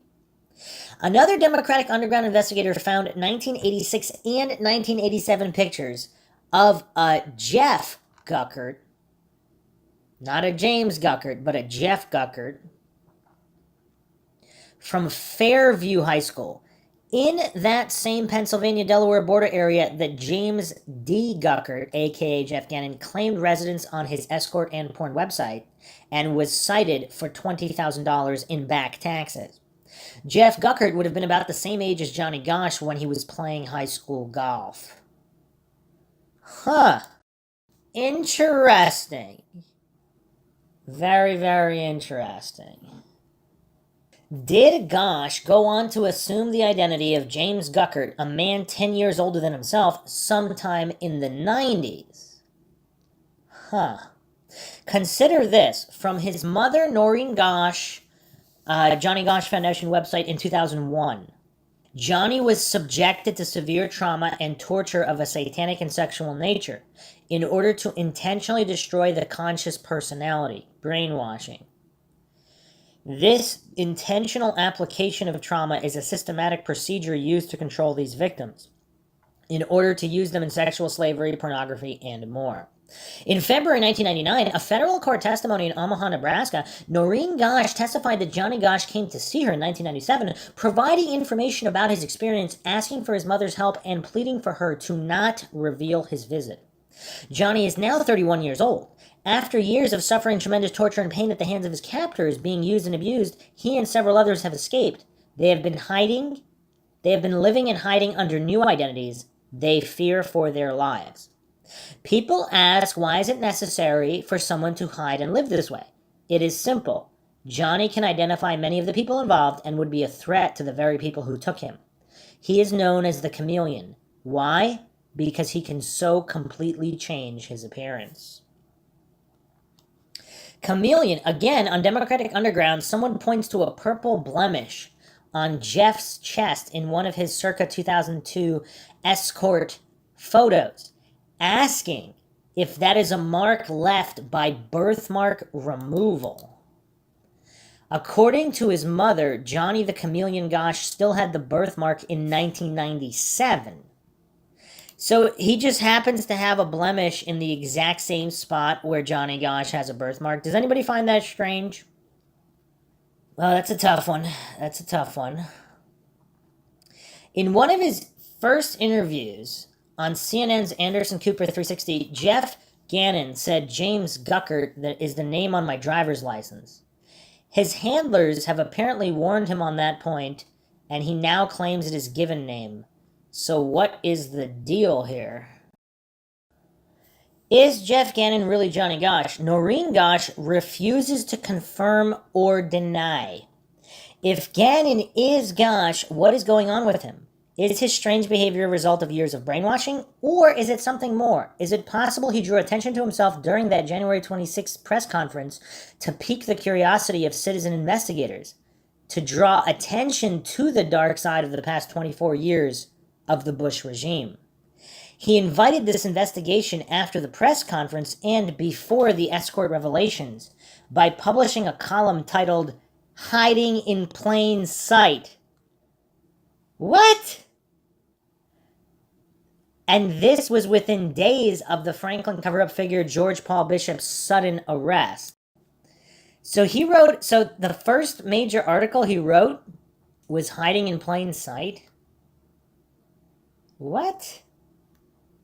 Okay. And did that investigation have anything to do with the death of Hunter Thompson? Sherman Skolnick and Tom Hennigan at Cloak and Dagger Internet Radio say Thompson was working on a book about high-level sex rings, though they haven't offered a source. But that claim aside, we still have the timing of Thompson's reported death coinciding with these investigations. Did Thompson kill himself out of shame for his part at what happened at the Grove? Was he murdered to shut him up? Or did he fake his death to go underground while all this was breaking? Is there anything to all these questions? Jeff Gannon hints at a yes by putting up a new website headlined by a piece titled after Thompson's most famous works. It's all in plain sight. I'll bet through the looking glass. Comments here are that the birthmark, that blemish could be birthmark removal. It could also just be some kind of makeup. All right, let's go down this rabbit hole. I mean, this is some dark stuff. This is really, really dark. We're going to go to unicorn144.wordpress.com. And this is November 30th, 2016, the paperboy Johnny Gosch and the Hunter S. Thompson snuff film at Bohemian Grove. In 2010, the Huffington Post released an article on a problem that gets little attention in the mainstream press. And what's curious is that it has since, I don't know if it's still available, it's not coming up, but, I mean, I'm going to read a transcription of the article, but I don't know if it's still online here. One that if you do your research into it, you will uncover a monster so vile it will make you shudder. Some cry, some fill with rage, many just turn away as if the truth of the matter is so harsh that they just can't compute it when they see what's really going on with the highest levels of government and elite circles in America. So this is Huffington Post, July 23rd, 2010. A major federal investigation has found that dozens of military officials and defense contractors, including some with top-level security clearances, allegedly bought and downloaded child pornography on private or government computers. The Pentagon on Friday released investigative reports spanning almost a decade that implicated individuals working with agencies handling some of the nation's most closely guarded secrets, including the National Security Agency and the National Reconnaissance Office, which operates U.S. spy satellites. Defense workers who purchased child porn put the Department of Defense, the military, and national security at risk by compromising computer systems, military installations, and security clearances, a 2007 investigative report said. The suspects also put the Defense Department at risk of blackmail, bribery, and threats, one report added. The reports, however, do not point to any specific security breaches. So back to the blog here. This story, high-level government workers with millions of child porn files on their work computers came to light originally through the Boston Globe in 2010, who had obtained documents through the Freedom of Information Act from the U.S. government, though most of the documents were blacked out, including, of course, most names. Some arrests were made at the time, and a few 5-year prison terms were handed out. Some of them accused quickly paid fines. Most were never named and got away with it, although the Pentagon swore to investigate the disgusting epidemic further to get to the bottom of it.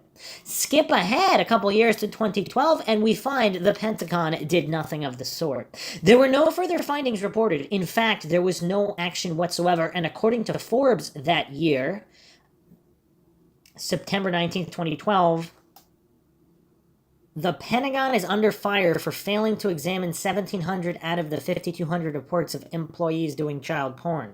The Pentagon claimed it wasn't a priority. Senator Grassley and his staff have made it one. The closed investigation into widespread use of child porn at the Pentagon is now reopened. And this article is still up on Forbes.com. September 19th, 2012, to catch government workers with ties to child porn, call the IRS. That's from that article. 5,200 reports. This could be the most disturbing thing ever reported. Can you picture any other organization having 5,200 known pedophiles all working on the same place? I mean, it's kind of unclear how many of the reports are from the same person, though, but this is no coincidence, that's for sure. These men and women who are government officials, national security agents, Pentagon workers, elected representatives, intelligence agents, etc., to be doing this at work or on government networks in general altogether shows that it is a company-wide epidemic which must stem from inside the company, the U.S. government. To this day, this case remains an unknown work in progress. Since this story has been forgotten by the mainstream media as of late, or at least suppressed, it basically doesn't exist anymore. But this sickening tale doesn't start in 2010 with the Boston Globe article. Way back in the late 1980s, there was a scandal blown open known as the Franklin cover-up, in which a banker named Lawrence King, who ended up going to jail on a $40 million fraud charge for stealing from the credit union he rang, also was identified for running a child prostitution ring out of Nebraska, where hundreds of children, some younger than 10, were flown around the country on chartered jets to have sex and much worse activities with extremely wealthy and powerful American men. High-ranking government officials, including those in the White House at the time, were fingered for not only pedophilia, but making videos of their actions, beating the young men they raped, owning child prostitutes of their own, trading the kids between themselves, and even murdering them. Though there were 80 kids who came forward who were used as sex slaves for King, all telling the same story, after death threats and a few murders, 78 of the kids rescinded their stories. I mean, that's still a lot. 80 kids to come out of the woodwork if they were lying. I mean, that's a lot. The two that didn't were put in jail for perjury. No investigation has ever been launched into the matter since. The first film we're showing, though, it was bought out and canceled 20 minutes before it was set to air on TV, was made at the height of the scandal. It's enough to make your jaw drop to the floor. It will also shed light on why this is the Franklin cover-up and not the biggest case in American history. And if it wasn't covered up, this is just crazy. I mean, people, look at the outrage over, again, perhaps Donald Trump's tweets or whatever. The country went crazy. A lot of people went crazy over comments he made or whatever, jokes he made. I mean, when there's this going on, just imagine the disproportional outrage here. The harming of children versus, some jokes from a politician. It's just crazy. And they're referring, of course, to the Conspiracy of Silence documentary. Long before Alex Jones snuck a camera in to film the cremation of care ceremony, one of King's child victims in the above film, Paul Bonacci, testified that he made midnight visits to the White House in the 1980s and witnessed top politicians receive sexual acts from male children. Bonacci has also been documented many times recounting a bone-chilling story of himself and another boy being forced into making a snuff film, a film where someone is actually murdered in front of the camera, where a third child was raped, tortured, and killed in the notorious, now not-so-secret, elitist club in the redwoods of Northern California called the Bohemian Grove. At the time of his emotional description, which is below, Bonacci, who was in prison for child abuse and perjury charges for not retracting his story like the other 78 victims, had no idea what the Bohemian Grove was. No one did until the internet came around, but he described exactly as it looks, where it was, where the snuff filming took place, and even states the men in hoods took care of the dead boy's body. It's uncanny. And Bonacci's interviews are available on YouTube in various videos. I'm actually not going to listen to them because that's a bit too disturbing for people that actually want to hear the words from his mouth. Again, just our background into Bonacci, everything he said regarding Gosch and a lot of these people was all verified by PIs, etc. Former Republican member of the Nebraska legislature, Senator John DeCamp, investigated the Franklin cover-up for decades, and in his book, The Franklin Cover-Up, Child Abuse, Satanism, and Murder in Nebraska, he writes, quote, "In other testimony, Paul Bonacci said that Larry King, not the CNN Larry King, Lawrence King of Franklin Credit Union, was smiling and laughing the whole time the film was being shown, and that the men with hoods were a satanic group which planned to use the dead boy in some sort of ceremony." Bonacci also named the director of the snuff film, who they had picked up in Las Vegas, as Hunter Thompson. Hunter Thompson, so that's the end of the quote there. Hunter Thompson, ? Hunter S. Thompson of Fear and Loathing in Las Vegas fame? Yes, that's the allegation, and though of course it is only an accusation, here are some pretty damning supporting facts. A man named Russell Bridges, who was a Republican Party photographer and also a photographer for Lawrence King, claims Hunter S. Thompson offered him $100,000 to shoot a snuff film for him in the 80s, which he declined. Hunter S. Thompson's secretary wrote on his memoir blog that he once tried to make her watch a snuff film, which she refused to watch. Hunter S. Thompson's secretary, Nicole Brown, in her memoirs, stated Hunter S. Thompson tried to get her to watch a snuff film connected to the Franklin cover-up. According to Wikipedia, Hunter S. Thompson lived in San Francisco, California, the same place as Bohemian Grove at the time this all allegedly took place, and he was researching twisted pornography at that time too, example, bestiality, and other disgusting mediums. This brings us to another link in this gruesome chain, Johnny Gosch. On September 5th, 1983, at 12 years old, while out on his paper route in West Des Moines, Johnny was kidnapped. His mother, Noreen Gosch, has been relentlessly searching for Johnny ever since and has come to some terrifying conclusions. The first, her son seems to have been targeted, photographed, and sold the night before his abductors grabbed him.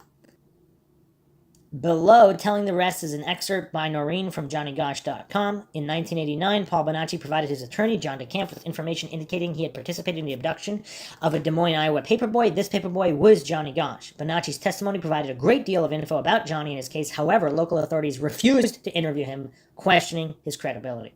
According to numerous reports, Johnny was taken by a highly organized, very corporate, global pedophile pornography ring.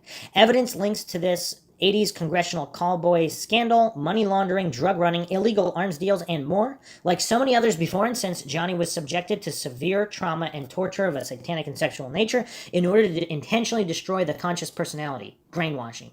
This intentional application of trauma is a systematic procedure used to control these victims in order to use them in sexual slavery, pornography, and more. End quote.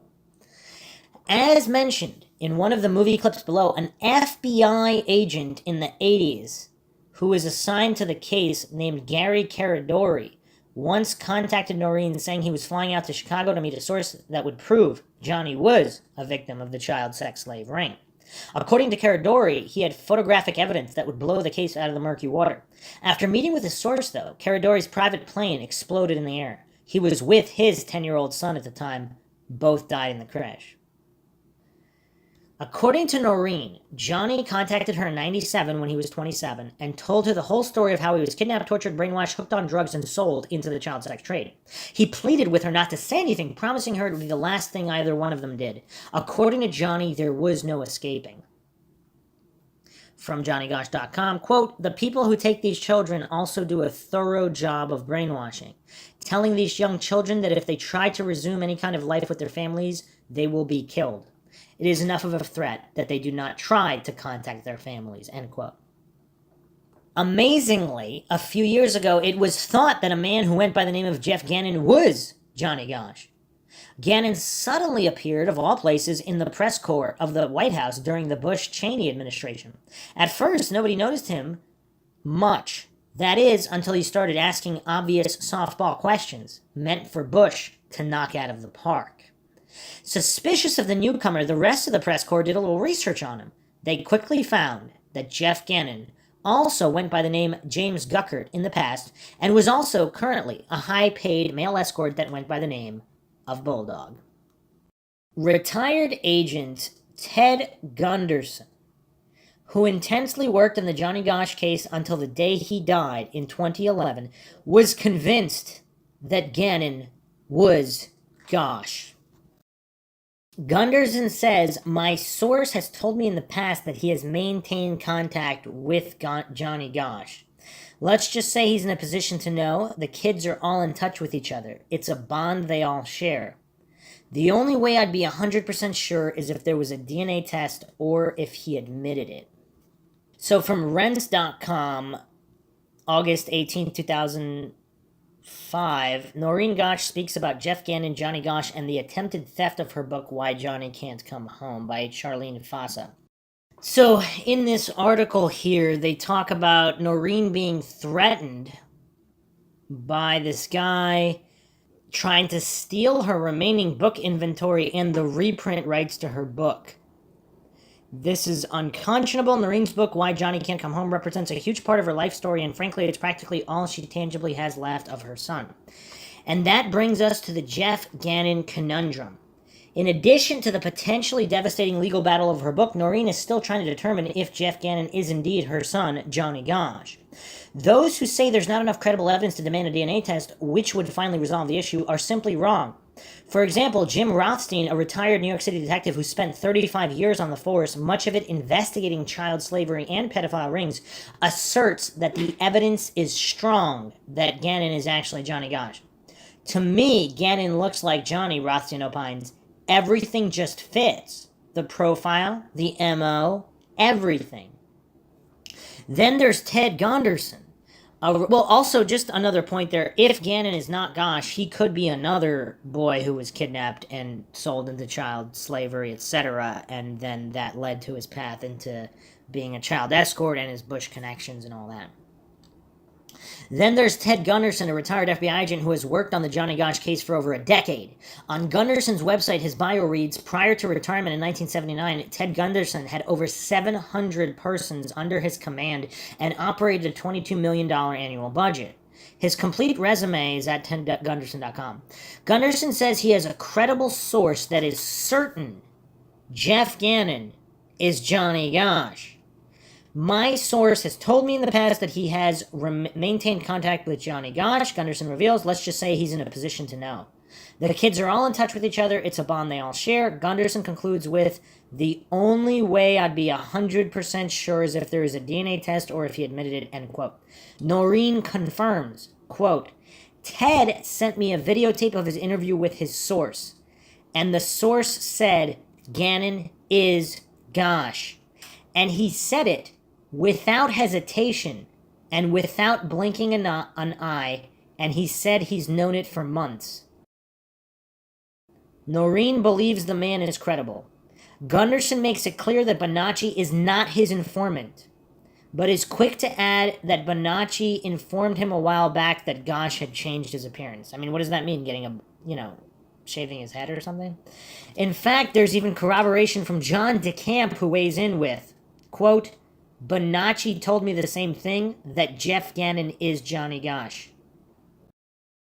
Wow. Okay, so there's a lot of people say, because there's people saying that Bonacci says that he didn't say that or whatever, but if he did say it to DeCamp and then denied it to others, is that just a way to protect himself, even if he really did say it? Because a lot of coincidence theories, they don't consider that possibility. But continuing on here, this bombshell from Noreen, the birthmark on Johnny's chest is very similar to a mark seen on Gannon's chest in at least one photo.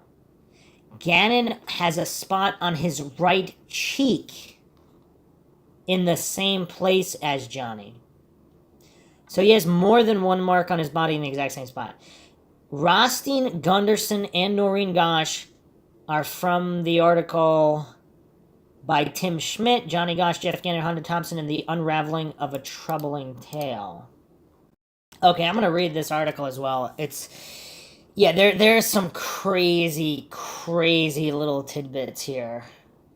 This is April 6, 2005 by Tim Schmidt. Johnny Gosch, Jeff Gannon, Hunter Thompson, and the Unraveling of a Troubling Tale. Cover story, Death of a Conspiracy. Noreen Gosch sits in a booth at the West Des Moines Village Inn, nursing a cup of coffee and managing, despite her larger-than-life personality, to blend into the surroundings and keep a low profile in the almost empty restaurant. She is open with her thoughts and willing to share what information she can, yet she remains guarded, cautious and thoughtful in a manner often mistaken as cold and standoffish. She thinks carefully as she speaks about her son Johnny and the players in a bizarre conspiracy surrounding his disappearance in 1982 that continues to evolve and may finally be on the verge of breaking down. Just because you don't want to believe something is true, says Noreen slowly, that doesn't mean it's not true. It's a statement that bears repeating. Just because you don't want to believe something is true, that doesn't mean it's not true. Anyone who has heard the theories surrounding Johnny Gosch's disappearance on September 5th, 1982, and who in Iowa has not, knows they are difficult to accept. If there are satanic pedophiles working in the top levels of government and law enforcement, selling kids on the black market and forcing them into prostitution, pornography, extortion rings, and things far worse, it's easier as a human being to simply believe that such things could not be true. But they could be, and Noreen knows this all too well. She doesn't want to believe her child was kidnapped, sexually abused, tortured, brainwashed, and sold into slavery, but she accepts this now as an indisputable truth, and she is not alone. Many others accept the existence of a vast network of high-profile people, powerful politicians, business leaders, law enforcement, and government agents who exist in a subculture of degenerates who participate in child pornography, snuff films, drugs, devil worship, brainwashing, and kidnapping. And Noreen believes that Johnny and hundreds of other children like him were forced into this life of depravity by those who kidnapped him. But Johnny's story has been told thousands of times. It's been analyzed, disputed, and ridiculed just as frequently, and we neither have the time and space nor the inclination to repeat it here in full. As tragic as it may be, it's old news. Nothing major has happened in the case for some time, and the alleged players in the story have been silent, absent, or simply missing for years. Until recently. In the past few months, there's been a flurry of activity among the people once related to this case and the conspiracy that surrounded it. In the midst of this commotion, some believe Johnny Gosch has been found very much alive. Recent events began with Jeff Gannon, the right-wing journalist who was found to have gained access to the White House press pool with few credentials and a fake name. The death of Hunter S. Thompson followed shortly after. The arrest of two men seemingly unrelated in Nebraska and Virginia within days of the Gannon story, and Thompson's death also played a role in the story. And all these events, some suggest, are related to the 12-year-old paperboy kidnapped from West Des Moines 23 years ago. And if they are right, there is much more to come. Johnny lives. In late January, a conservative journalist in Washington, D.C. was found to have gained access to the White House press pool despite using a fake name and despite the fact that he once worked as a high-priced homosexual escort. Jeff Gannon was a White House correspondent for Talent News who regularly attended White House press briefings and had at least 4 press conferences with President George W. Bush. On January 26, 2005, Gannon asked a question of the president that was so friendly and factually inaccurate that some of his colleagues began looking into his background. And just a quick aside here again, and that's a very astute observation in the previous blog that we read, that did Gannon do that on purpose to draw attention to himself so people would figure out he was Johnny Gosch while denying it, in order not to put himself or Noreen Gosch in danger, while simultaneously exposing it to the world, hiding in plain sight, as his article was titled, previous to him asking that question.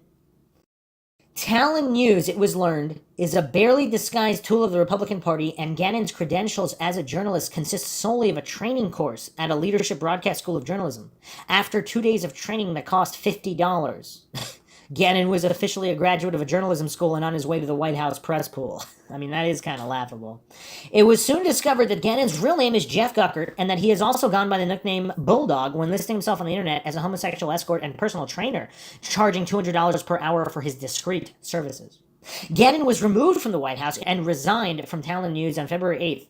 Gannongate quickly became the presidential scandal of the hour, though the story faded from public view as politicians and the media eagerly turned their attention to such pressing matters as steroids in baseball and the Terry Schiavo situation.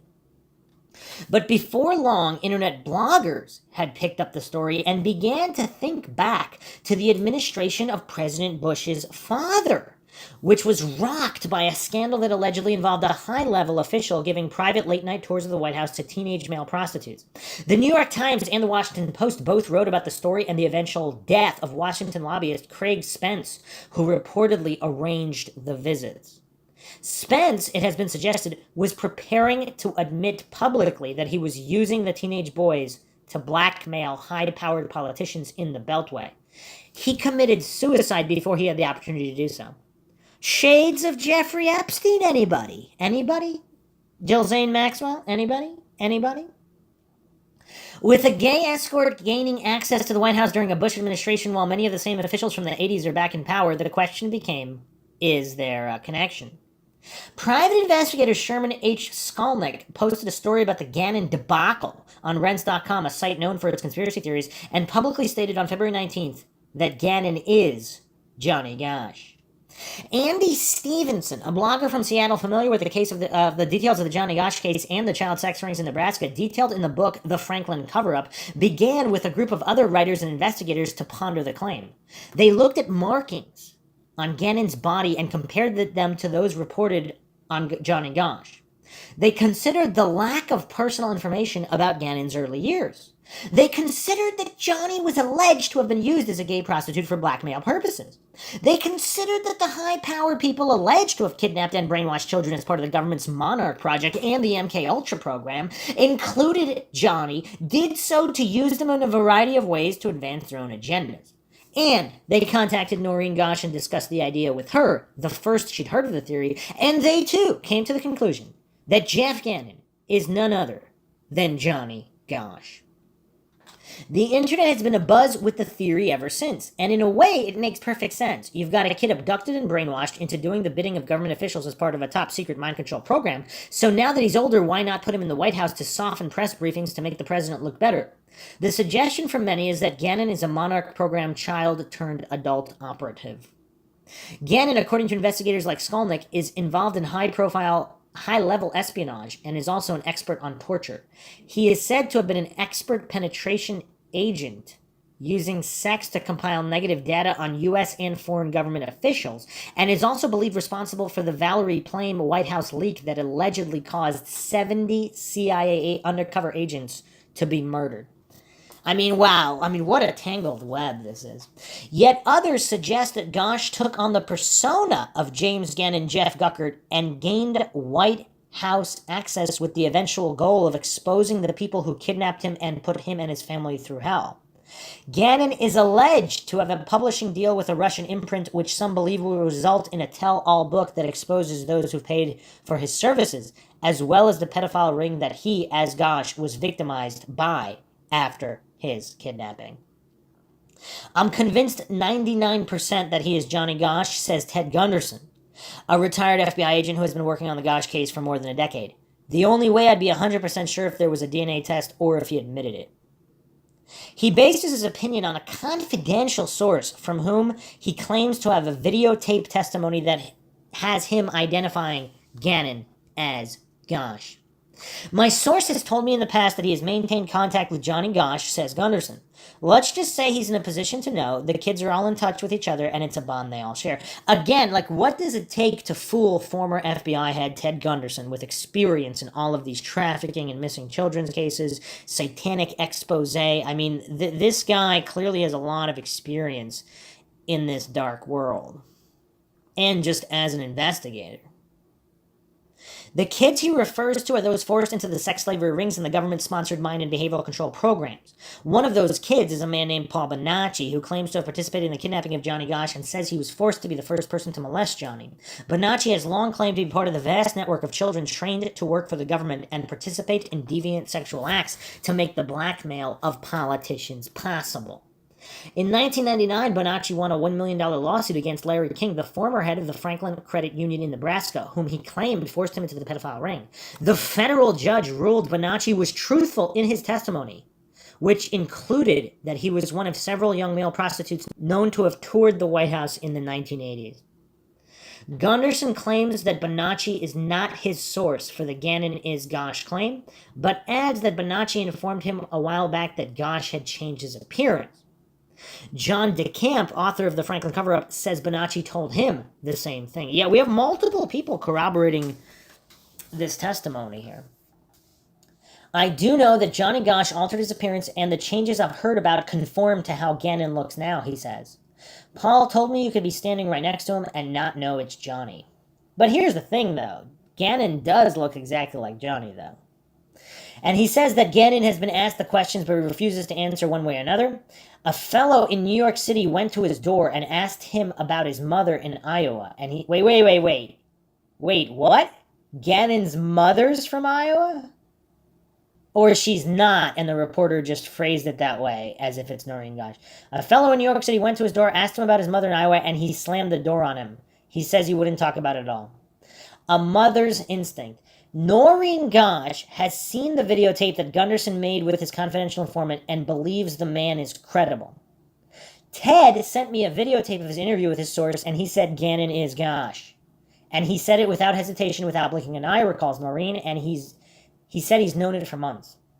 When the theory was first proposed, Noreen's phone was ringing every 15 minutes from calls from bloggers, investigators, and radio and TV stations, all asking if she would identify Gannon as her son. She has not done so. She's sat with numerous photos from the internet and compared them to those of Johnny herself and John Gosch Sr., looking for similar features. I could see some of the similarities that the bloggers were talking about, she says. I could see in Gannon the features that Johnny had. And the last time I saw Paul Bonacci, he told me that Johnny had changed his entire appearance again. That he shaved his head and is going with that look for now. Okay, so apparently Bonacci told Noreen before Gannongate that he had shaved his head and went with a different look, and this is corroborated by multiple other people, like DeCamp and Gunderson. So before Jeff Gannon was even a thing, Paul Bonacci said he shaved his head and he has a different look. I mean, that's curious. Again, that doesn't prove it's Gannon, but it's curious. She says the birthmark on Johnny's chest is very similar to a mark seen on Gannon's chest in at least one photo. She also points that Gannon has a spot on his right cheek in the same place as Johnny. Sometimes she's almost convinced, but it's not quite enough, and she just can't or won't say for sure that Gannon is her son. People have asked me why can't I recognize him if I saw him in 97, and I tell them a picture from the internet is a lot different than someone sitting in your kitchen, she says. Noreen claims that Johnny visited her at his West Des Moines apartment in 97, but told her he could not come out of hiding because his life and hers would be put in grave danger. But what about her gut feeling, her maternal instinct? Honestly, it changes, she says. Sometimes I think, oh yeah, that looks like him, and other times the jump is too much to think about it. When you factor in the facts, it's hard to believe. I've spent a lot of sleepless nights over this. I really wish I could say for sure. So here's the thing. Those claiming Noreen is just out for attention or whatever, she seems to be honest about everything. I mean, just dissecting all her statements. Again, in the previous episode, we went over a lot of them. So, I mean, it seems like she's honest. And is the reason why her maternal instinct is changing is because of the split personalities and all of the mind control. I mean, again, I don't know how that would factor into instinct, but if she's seeing this Gannon guy and he's so different from her actual son, but then maybe other times he's not, or there's flickers, I mean, I don't know. I mean, this is all very, very mind-shocking. But Noreen is no fool. She knows the risk of saying one way or the other if she thinks this is her son. If it is, and he's chosen not to say anything, she understands that he has his reasons for his secrecy, and that are likely life-threatening, and her outing him could very well put him at risk.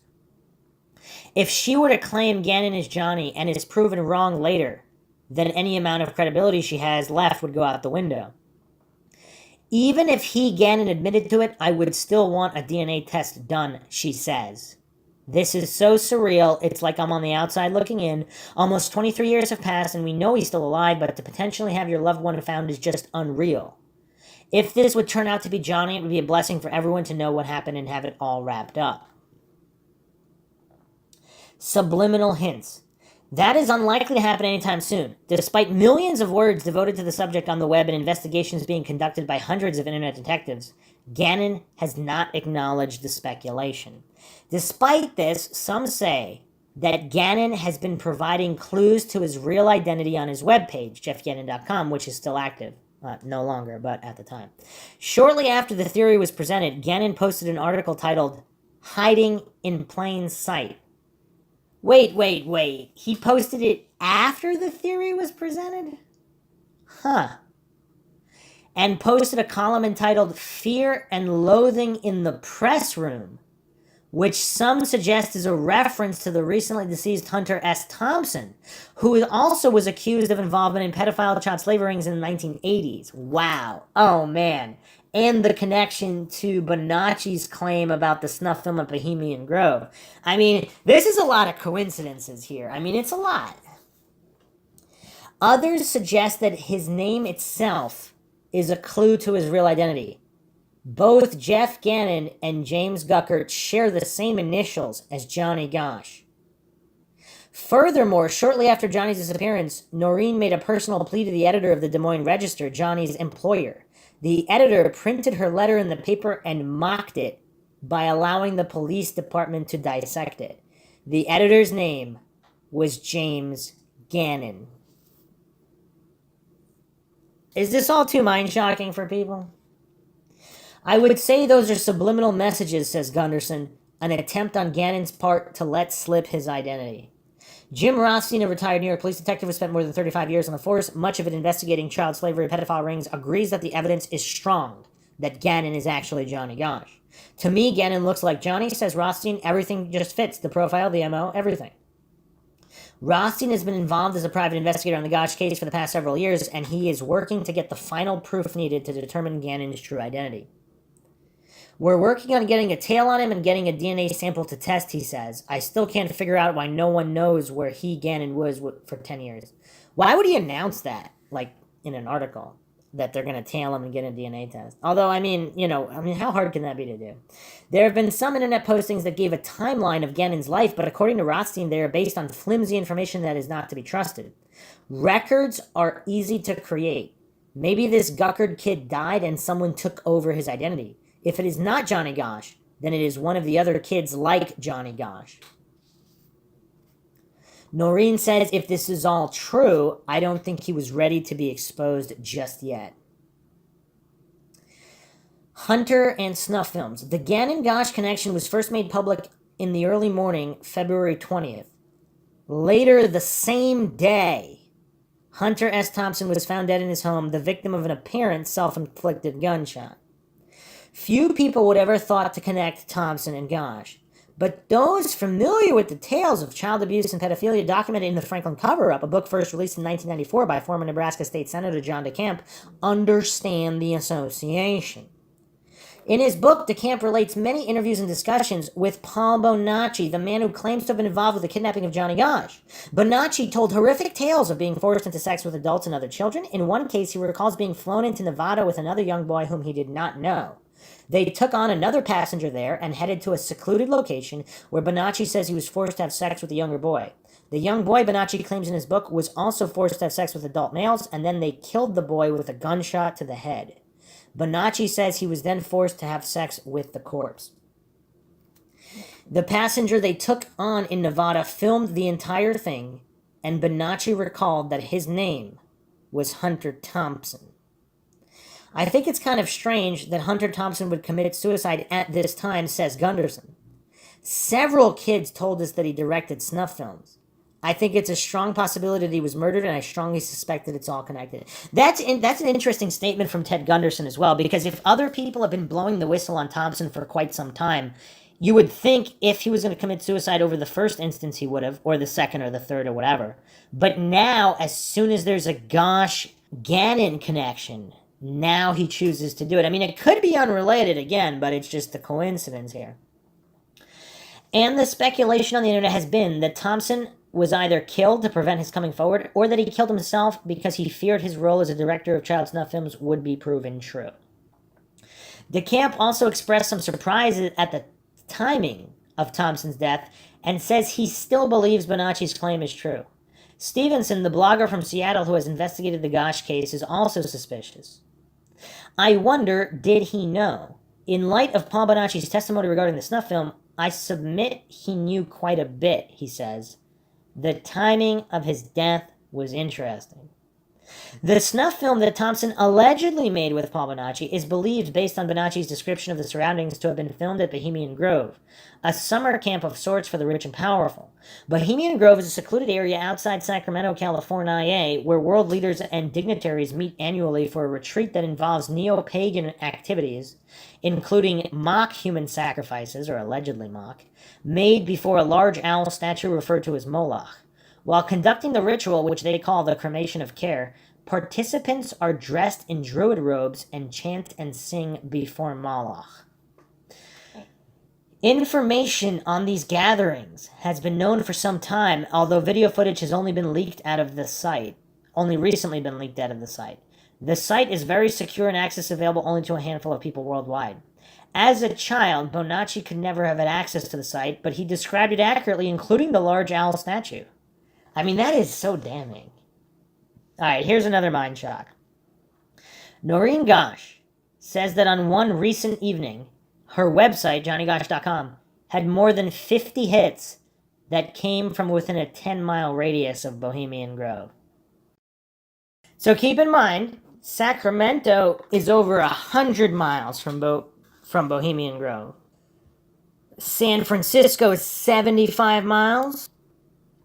And Santa Rosa is over 20 miles. That might be the biggest city, I think. Someone local to that area of Bohemian Grove can chime in here, but so there don't appear to be any big cities. So this is pretty much the middle of nowhere retreat, or with just small towns or cities, really small, within a 10-mile radius of Bohemian Grove. So these are not people from major cities looking up johnnygosch.com. These are more than 50 hits from a 10-mile radius of Bohemian Grove out in the woods. What does that mean? I don't know. What do all the coincidence theorists think about that? The CIA pedophile. In her book, Why Johnny Can't Come Home, Noreen Gosch writes about a man who contacted her just 6 months after Johnny's disappearance, claiming he worked with a government agency that was investigating pedophile organizations. George Paul Bishop, often known as just Paul Bishop, claimed he was a CIA asset and arrived in Des Moines in July '84 to offer his assistance to the Gosches. Before he left, he provided, through his investigation, a detailed map of the kidnapping scene. Bishop, according to Noreen's book, often called the Gosch home from the Washington, D.C. office of Senator Charles Grassley, with whom Noreen had worked on Johnny's case. Many times, Paul Bishop would call me from Senator Grassley's office, and when he finished speaking with me, he would hand the phone to one of Grassley's aides, who I was familiar with. Noreen recalled in her book, published in 2000. That convinced me Paul was an accepted visitor on the Hill in Washington. Based on this, Noreen believed that Bishop was responsible for securing her invitation to testify before Senator Arlen Specter's hearing on organized crime and its relationship to kidnapping at the U.S. Capitol. Bishop, in fact, picked Noreen up from her D.C. hotel and accompanied her to the hearings. Bishop became close to Noreen, even referring to her as Mom. What? But suddenly, in 1985, he disappeared from the scene. The phone number he'd left was no longer valid, and no one knew how to contact him. No one had seen or heard from him in almost 20 years until he was suddenly arrested on February 4th of this year in Virginia, after police allegedly found an explicit video of a 16-year-old boy in his home. Detectives searched Bishop's home and found the tape after receiving a complaint that he was allowing teenage boys to drink and use drugs on the premises. Noreen wonders now if Bishop was on the wrong side of Johnny's case all along. Was he involved in the kidnapping and merely running a smokescreen at the time to prevent discovery? Was his recent arrest an effort to keep him quiet about the larger story? A threat? So this is all from the unfolding of Gannon possibly being Gosch. This is weird. Or was he honest from the beginning and his recent arrest merely an effort to discredit him before he reappeared and started making noise and threatening to expose the powerful people involved? Either way, Bishop seemed to know a lot about Johnny's disappearance in 1982, and his sudden appearance on the scene coinciding with the outing of Jeff Gannon and the death of Thompson and the arrest of another man involved with the case below is too much of a coincidence for some to accept. It's very common to set someone up and arrest him to discredit him, says Rothstein. The photographer. Okay, so here's going to be the Paul Bishop aside, because we touched upon him in the first 1 or 2 episodes, and some believe he was working for the CIA. Very, very shady. So let's go a little deeper into George Paul Bishop here. This is from JohnnyGoshTruth.blogspot.com, January 4, 2009, uncovering the Johnny Gosch case. Meet George Paul Bishop, a convicted and currently incarcerated 49-year-old pedophile in Fairfax Adult Detention Center located in Virginia. Arrested on August 19, 2005 for child pornography, he was due for release in March 2008, but was apparently incarcerated again for not registering as a sex offender. He is listed as violent. Most people know him as Paul Bishop, a profound figure central to the early investigation into the disappearance of Johnny Gosch. Noreen Gosch says within 6 months of Johnny's disappearance, September 5th, 1982, a young man named Paul Bishop had contacted her, arrived in Des Moines, Iowa, and claimed he was a CIA asset, reachable via a phone number connected to Langley Air Force Base. And how often in missing persons cases does a CIA asset with a Langley Air Force Base phone number come to assist the family? Wow. Is he connected to Michael Aquino, the Air Force individual, who the self-admitted Satanist, the open Satanist who was allegedly involved in human trafficking? And was this an attempt to keep close tabs on the investigation? Most notably, Paul had informed Noreen Gosch of an agency-acknowledged pedophile ring he claimed had kidnapped her son Johnny Gosch, and then drew her a detailed map supposedly outlining the planned kidnapping in question. According to Noreen Gosch, Paul Bishop was also the instrumental figure in securing her trip to Washington, D.C. for the purpose of testifying before Congress about her son's case for Senator Arlen Specter, as well as personally accompanying her with 2 unknown men to the U.S. Capitol building. Or was Paul Bishop the good guy here? And was he going rogue against these criminal elements of the government, against their knowledge, in order to expose all of this? And if so, was he framed for all of these crimes to discredit him? But anyway, continuing on here, after the disappearance of local newspaper boy Eugene Martin in 1984, Paul Bishop had informed Noreen Gosch that a local PI in contact with her, Sam Soda, was in the West Des Moines area and somehow involved with a kidnapping. So, allegedly here, Paul Bishop is the one who first told Noreen Gosch that Sam Soda might be involved. Apparently, Sam Soda held a high distrust and suspicion of Paul Bishop from the beginning, and Noreen Gosch claims there's an audio tape brought to law enforcement. She claims they simply refused to listen to it, of Sam Soda warning of an impending second kidnapping in Des Moines shortly before Eugene Martin disappeared. As a side note, there is exactly 0 evidence of the existence of such a tape. I mean, wasn't there one officer who said he listened to it? Since then, Noreen Gosch has claimed Paul Bonacci, after the fact or something? Since then, Noreen Gosch has claimed Paul Bonacci positively identified Sam Soda as being involved in photographing Johnny Gosch shortly before his kidnapping. And again, was that a man and a woman who were both photographing him? After Paul Bishop had told Noreen Gosch that Sam Soda was involved in the disappearance of Eugene Martin, Noreen claims Sam was instrumental in subpoenaing Paul Bishop to testify to a federal grand jury hearing about his whereabouts and activities in Des Moines. This comes after Paul Bishop supposedly visits Sam Soda's office, where he is promptly kicked out. Okay, so this possible CIA asset with an Air Force, Langley Air Force Base phone number, he actually went to Sam Soda's office and Sam Soda kicked him out. And is Sam Soda, what's Sam Soda connected to? Because if he's involved in this ring, I mean, who's the good guy here? Or are they both the bad guys? Noreen further claims that she had questioned Paul Bishop after he had taken a taxi to her home in West Des Moines, interrupted by Sam Soda's phone calls demanding to know where Bishop was. And then Noreen organizes Paul's overnight stay at a friend's residence. So Sam Soda is calling Noreen demanding to know where Paul Bishop is. And why is Sam Soda not afraid of this possible CIA asset? It's like he's trying to track him down. After he had supposedly traveled back to D.C. 2 days later, apparently under the false identity Robert Levesque, she had received 2 calls from him and has since never heard from him again. Lastly, she claims the phone number Paul Bishop had given her to Langley Air Force Base was no longer valid. So wait a second, it was valid initially? So what happened to George Paul Bishop since then? Okay, wait a second. So trying to dissect the timeline here. So Paul Bishop, highly involved, then Paul Bishop visits Sam Soda, apparently gets kicked out, then Sam Soda calls Noreen Gosch at home demanding to know where Bishop is. Then Bishop goes back to D.C. allegedly, calls Noreen Gosch 2 more times, then disappears forever. This is weird. Police arrest 2 on child porn charges by Matthew Perrone. A complaint about excessive comings and goings of teenage boys at a Chantilly house led this week to the arrest of 2 Fairfax County men for child pornography offenses.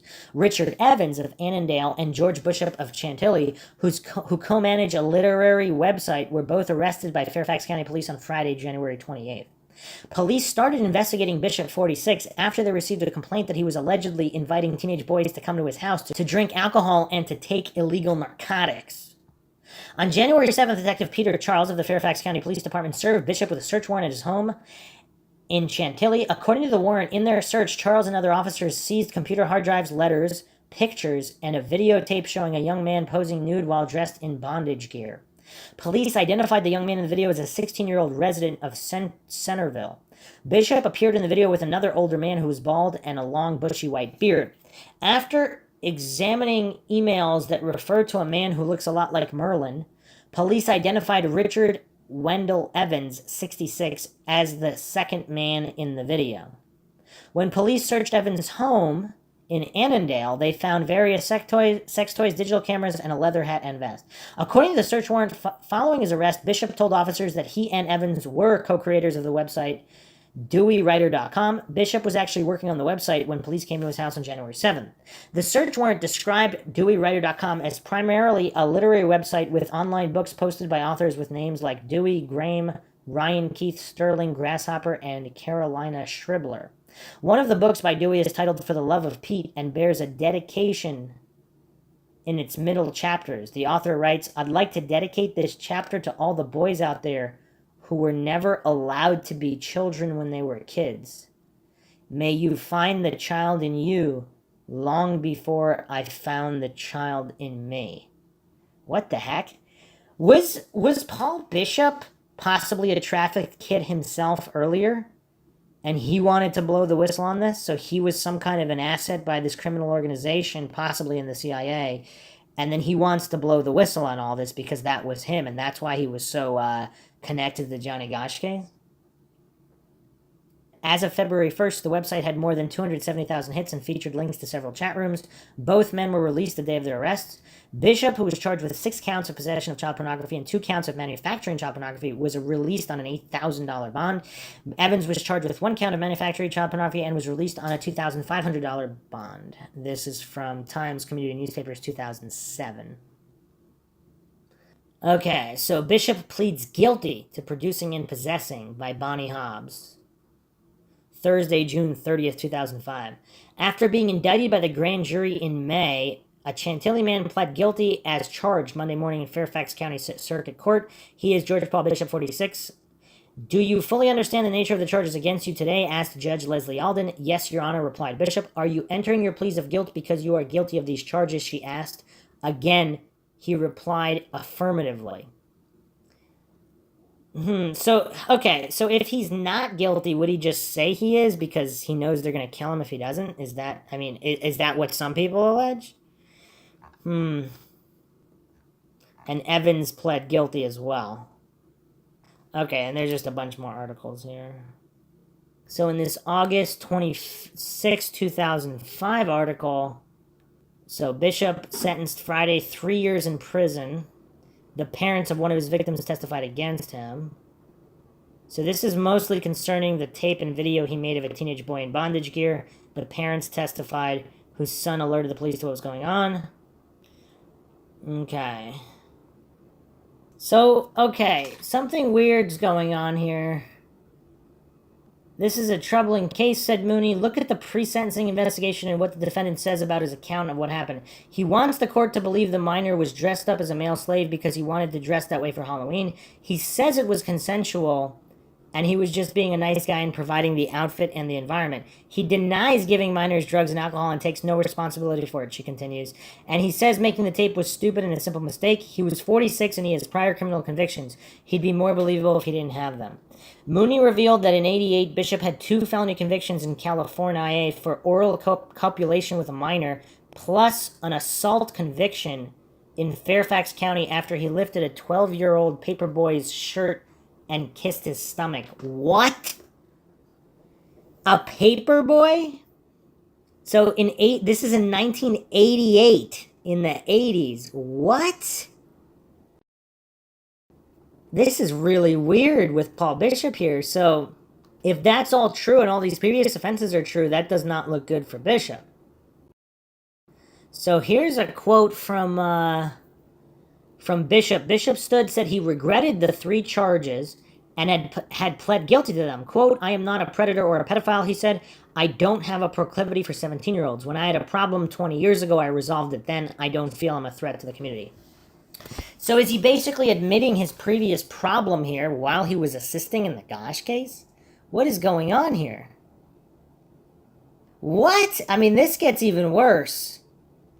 So Paul Bishop was also arrested between September 84 and September 85 in Alexandria, Virginia, for having sex with a 12-year-old boy at an Oakwood apartment complex. Soon after, he fled to California, but returned to Virginia after charges were filed against him there, before disappearing again up to his arrest and incarceration in 2005. So wait a second. So he's a possible CIA asset while okay, so this was before that. September 84, he was arrested? Between 80... When was he assisting with the Gosch case? So this is really weird. So again, from the blog here, let's summarize what's going on here. A longtime pedophile and child pornographer, George Paul Bishop, approaches Noreen Gosch shortly after her son's kidnapping to inform her he is a CIA asset. And how is he in this office in D.C.? Like, what the heck's going on here? And has information about an underground network conspiracy that has kidnapped Johnny Gosch. According to Noreen, he supposedly can be contacted at a phone number traced to Langley, and organized her testimony to a congressional hearing about her son's case in D.C. What is rarely mentioned was that George Paul Bishop was a child molester and admitted pedophile during all of this, associating with other pedophiles like Richard Evans, who had a record of aggravated sexual assault toward a minor in 1984, up to producing child pornography of his victims in 2005. What do the disturbing latter facts have to do with Noreen Gosch?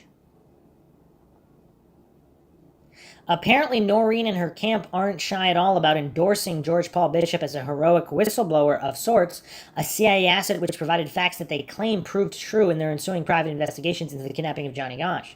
How do they answer George Paul Bishop's obvious record of child molestation, pedophilia, and child pornography charges since the 80s? They don't, or sometimes they claim it's some kind of CIA operation frame-up. All right, here's the thing, though. Let's say it's not a frame-up, because if Bishop was also one of these kidnapped children, so he has all these mental issues, and he is guilty of all of this, of just repeating these cycles, does that, and maybe possibly also has multiple personality disorders, like Bonacci does, because Bonacci, again, guilty of all these things he said he was. I mean, is this... Yeah, this is actually kind of crazy, because is that the case, where he is self-admittedly guilty of all these things due to what happened to him, and he's still trying to help and blow the whistle similar to Bonacci? I mean, is that true? Alright, so that's what we have on Bishop. Now, let's go back to the previous article. So, Bishop, just the timeline here regarding Gannon, might be Gosch, Thompson. Now we're moving on here to the photographer. Rusty Nelson claimed that he once turned down an offer of $50,000 from Hunter S. Thompson to help in the production of a snuff film. The offer was allegedly made because Nelson worked closely with Larry King, the central figure in the Franklin cover-up. Accused of running a pedophile and child slavery ring, Nelson would often accompany King to elaborate parties where he worked as a photographer, taking photos of high-profile individuals in compromising positions with young boys and girls. Nelson testified in court that he participated as a photographer, but claims that he took compromising photos. He never took any hardcore pornographic pictures, that he absolutely refused any involvement with child pornography. But he claims that King employed a Nelson look-alike for this purpose in order to compromise the powerful people in the photos and Nelson himself. What? Nelson has admitted taking tens of thousands of photos, many of which have been confiscated and either destroyed or permanently sealed to protect those depicted. But many, according to some reports, remain hidden. Despite his denials, Nelson has served time for his photography work, having been arrested in Oregon years ago with a van full of photos, at least one of which was said to involve a minor engaged in less than legal activity. He's been living in Nebraska for some time, providing what information he can to PIs and trying to put his life back together. More recently, he was working with a friend to open a studio that specializes in wedding photography. But 2 days after Thompson's death, Nelson was rounded up by police and arrested, reportedly for failing to register as a sex offender in a county of which he was no longer a resident.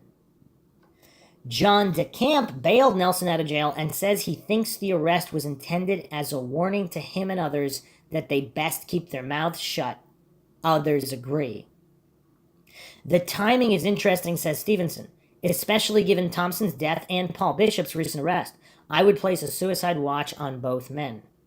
I think there's fixin' to be a heap of manure hitting the air circulating device soon, he said.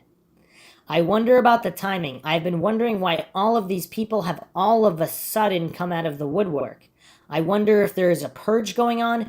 I don't think injustice ever leaves the public consciousness. I think there is far more going on here than we know. So why now, after all this time, why the activity and renewed interest in the Johnny Gosch case and tales of child abduction, slavery, and prostitution in general?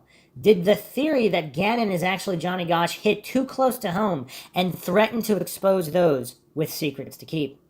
One suggestion is that increased media attention has the players in the decades-old scandal getting jumpy and looking to protect themselves. Nick Bryant, the man who confronted Gannon at his home and asked him about Johnny Gosch, has apparently been working on this story for several years and has been shopping the finished product around for a publisher. Rothstein says he's been working with Bryant for at least 3 years and that Bryant was originally commissioned to do the story for Rolling Stone, which has since turned the finished piece down. The New York Times and several other outlets have reportedly shown interest in the story recently as well. Bryant declined to comment either on the Gannon situation or his involvement in writing a story. But Rothstein says that Bryant began showing the piece around. The players involved have once again become active.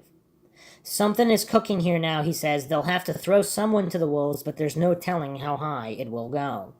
Everyone involved in the story acknowledges that it sounds like a wacky conspiracy theory, but the evidence of the conspiracy is too vast, they say, to simply dismiss it. I'm a conspiracy realist because there is conspiracy out there, says Gunderson, who says just 2 weeks ago he was chased through his neighborhood by an unknown man with a gun. What? Adds Rothstein, if 2 people were involved in kidnapping that kid, then it's a conspiracy. Well, these people don't work alone, so it's a conspiracy. Then try to discredit you by calling you a conspiracy theorist. Damn right I'm a conspiracy theorist because that's what it is. Still, in the end, this is a story about a young boy stolen from his home and family. This simple tragedy is often lost in the complicated theories and conjecture, but it remains the single undeniable truth in the entire story. I hold out hope that we'll be able to have regular communications with him, Noreen says of her son. We know he's alive, and up until a few years ago, we knew what he was doing and where. What? Noreen said, we know he's alive, and up until a couple years ago, we knew what he was doing and where. Maybe he could keep in touch with his mom, but moving back to Des Moines to live a life here, those windows of opportunity have closed. I hear the horrible things people say about me. I can only imagine what they would say about him, given the things he's been through. Johnny knows I tried, and who's to say it's all over? We don't know yet. If this is it, we're in the final days, and this is going to blow wide open. So that's curious. So Noreen said that up until a few years ago. So now keep in mind, this article is April 6, 2005. So she's stating up until a few years ago, she knew what he was doing and where.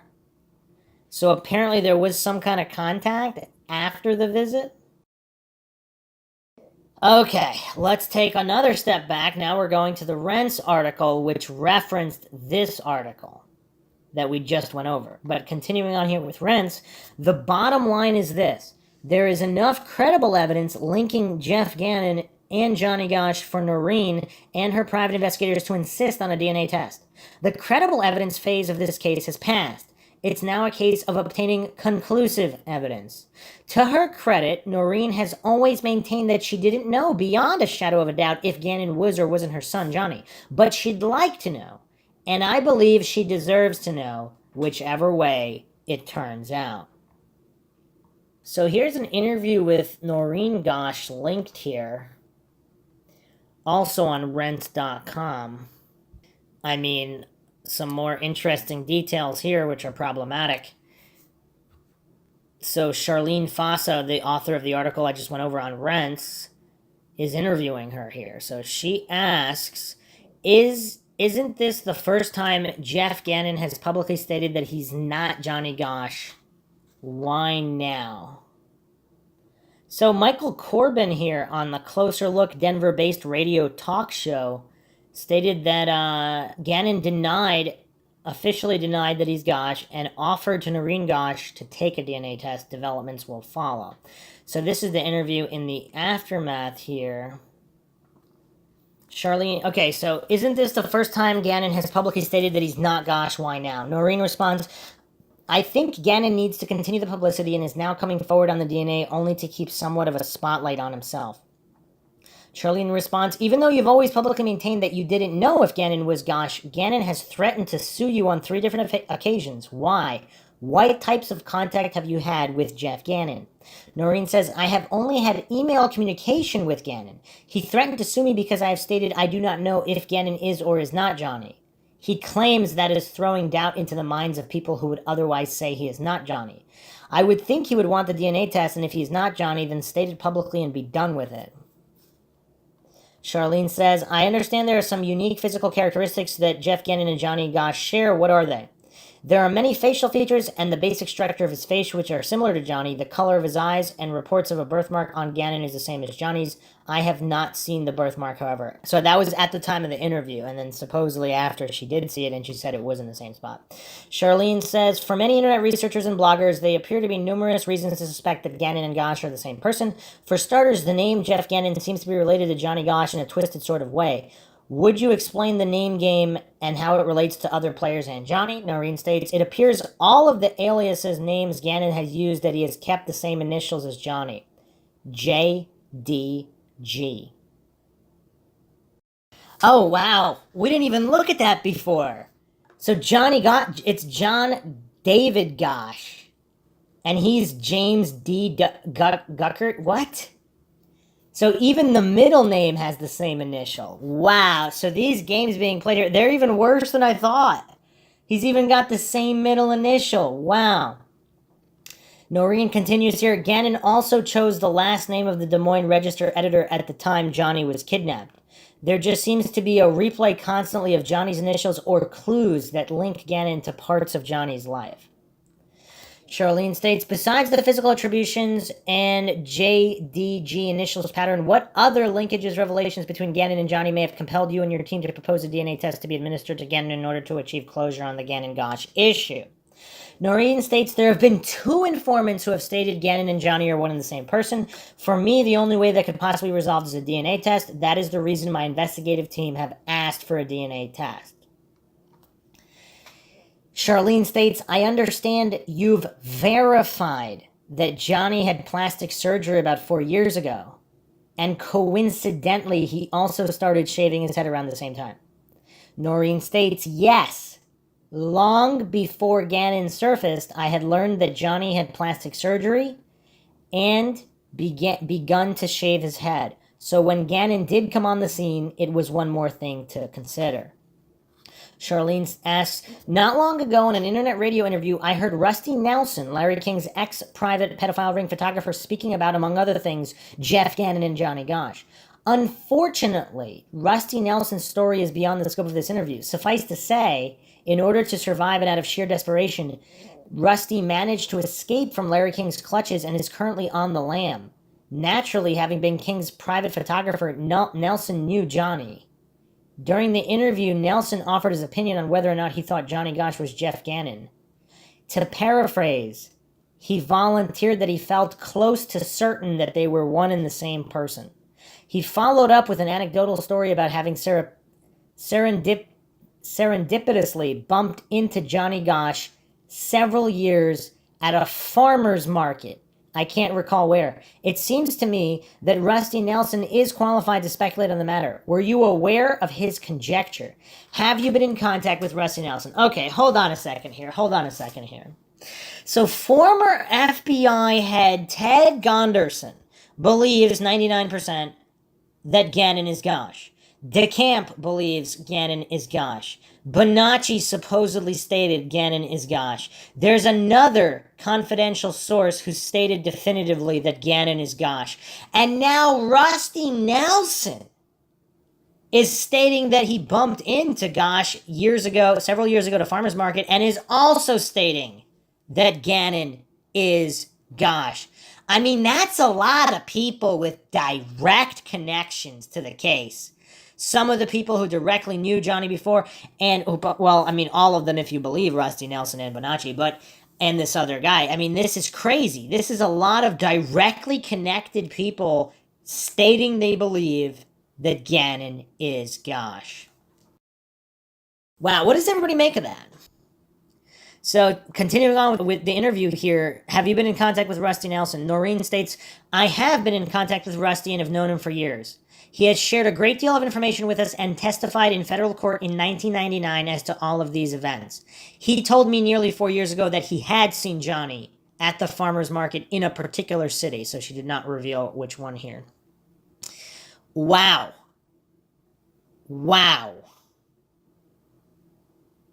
Charlene states, as of late, you've been in contact with the Franklin kids. There are children from the Des Moines and Omaha area who were also abducted and MK-ultra'd into Larry King's international elite-controlled pedophile ring around the same time Johnny was.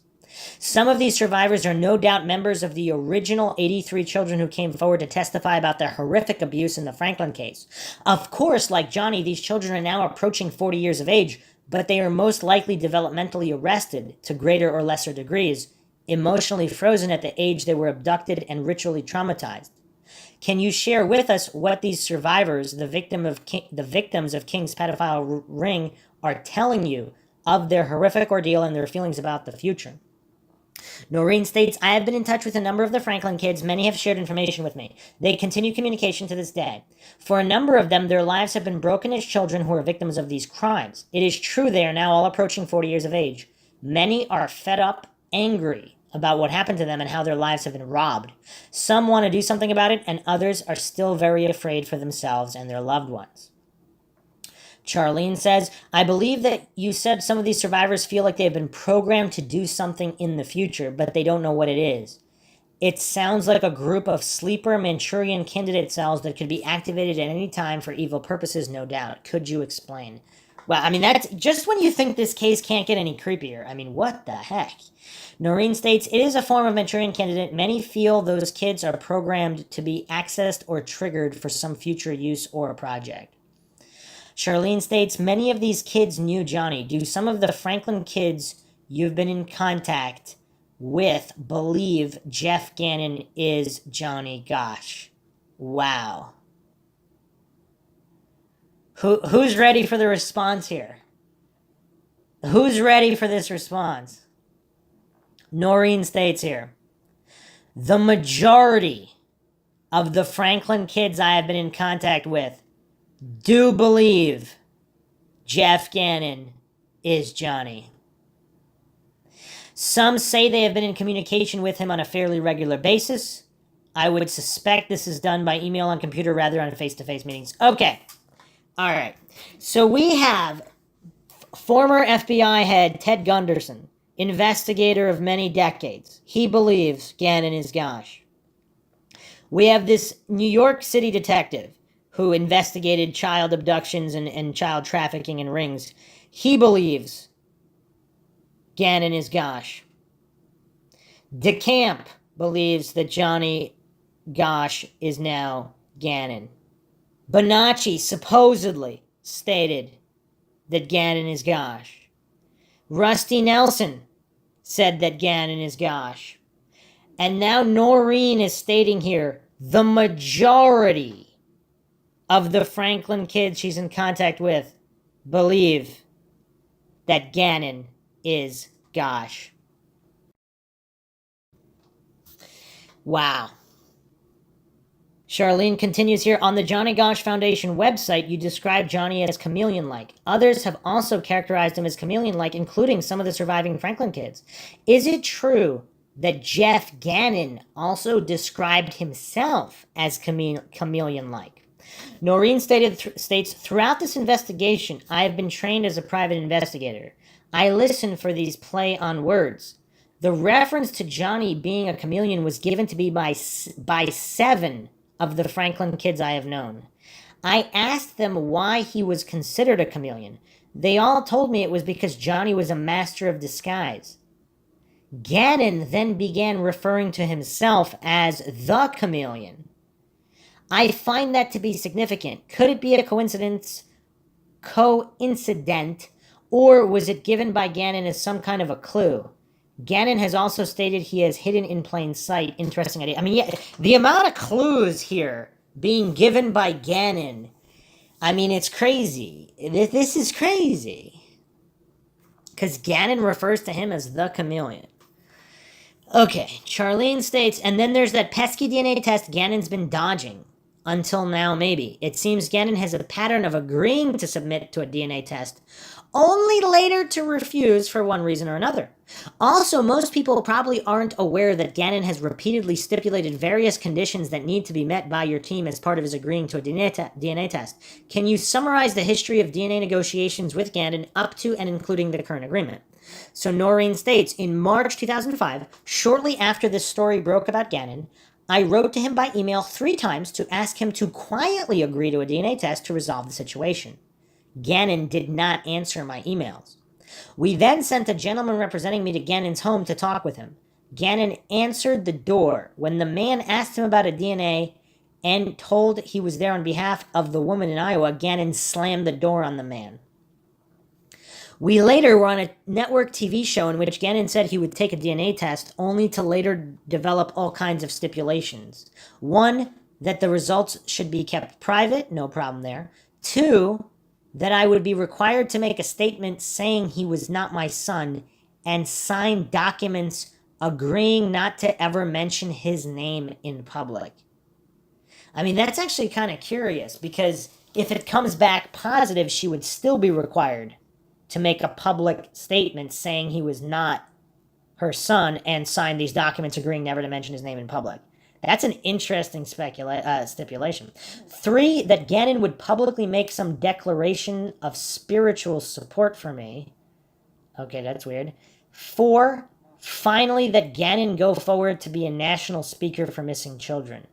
I mean, this is kind of weird, though, because, so she's directly involved in NamUs and a lot of these organizations for missing children, and there's a stipulation that she would never be allowed to say his name, but that he would be a national speaker for missing children.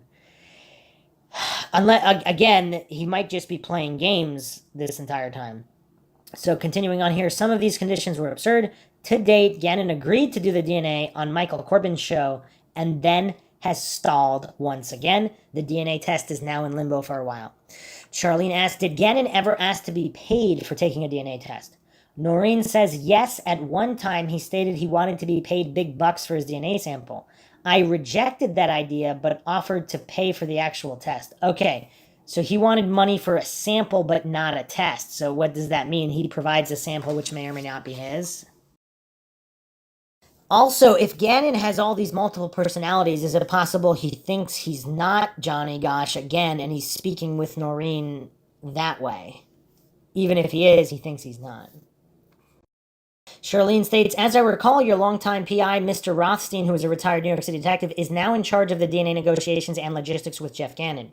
If Gannon actually follows through and submits to a DNA test, I'm sure Rothstein will ensure every step of the procedure is carefully monitored.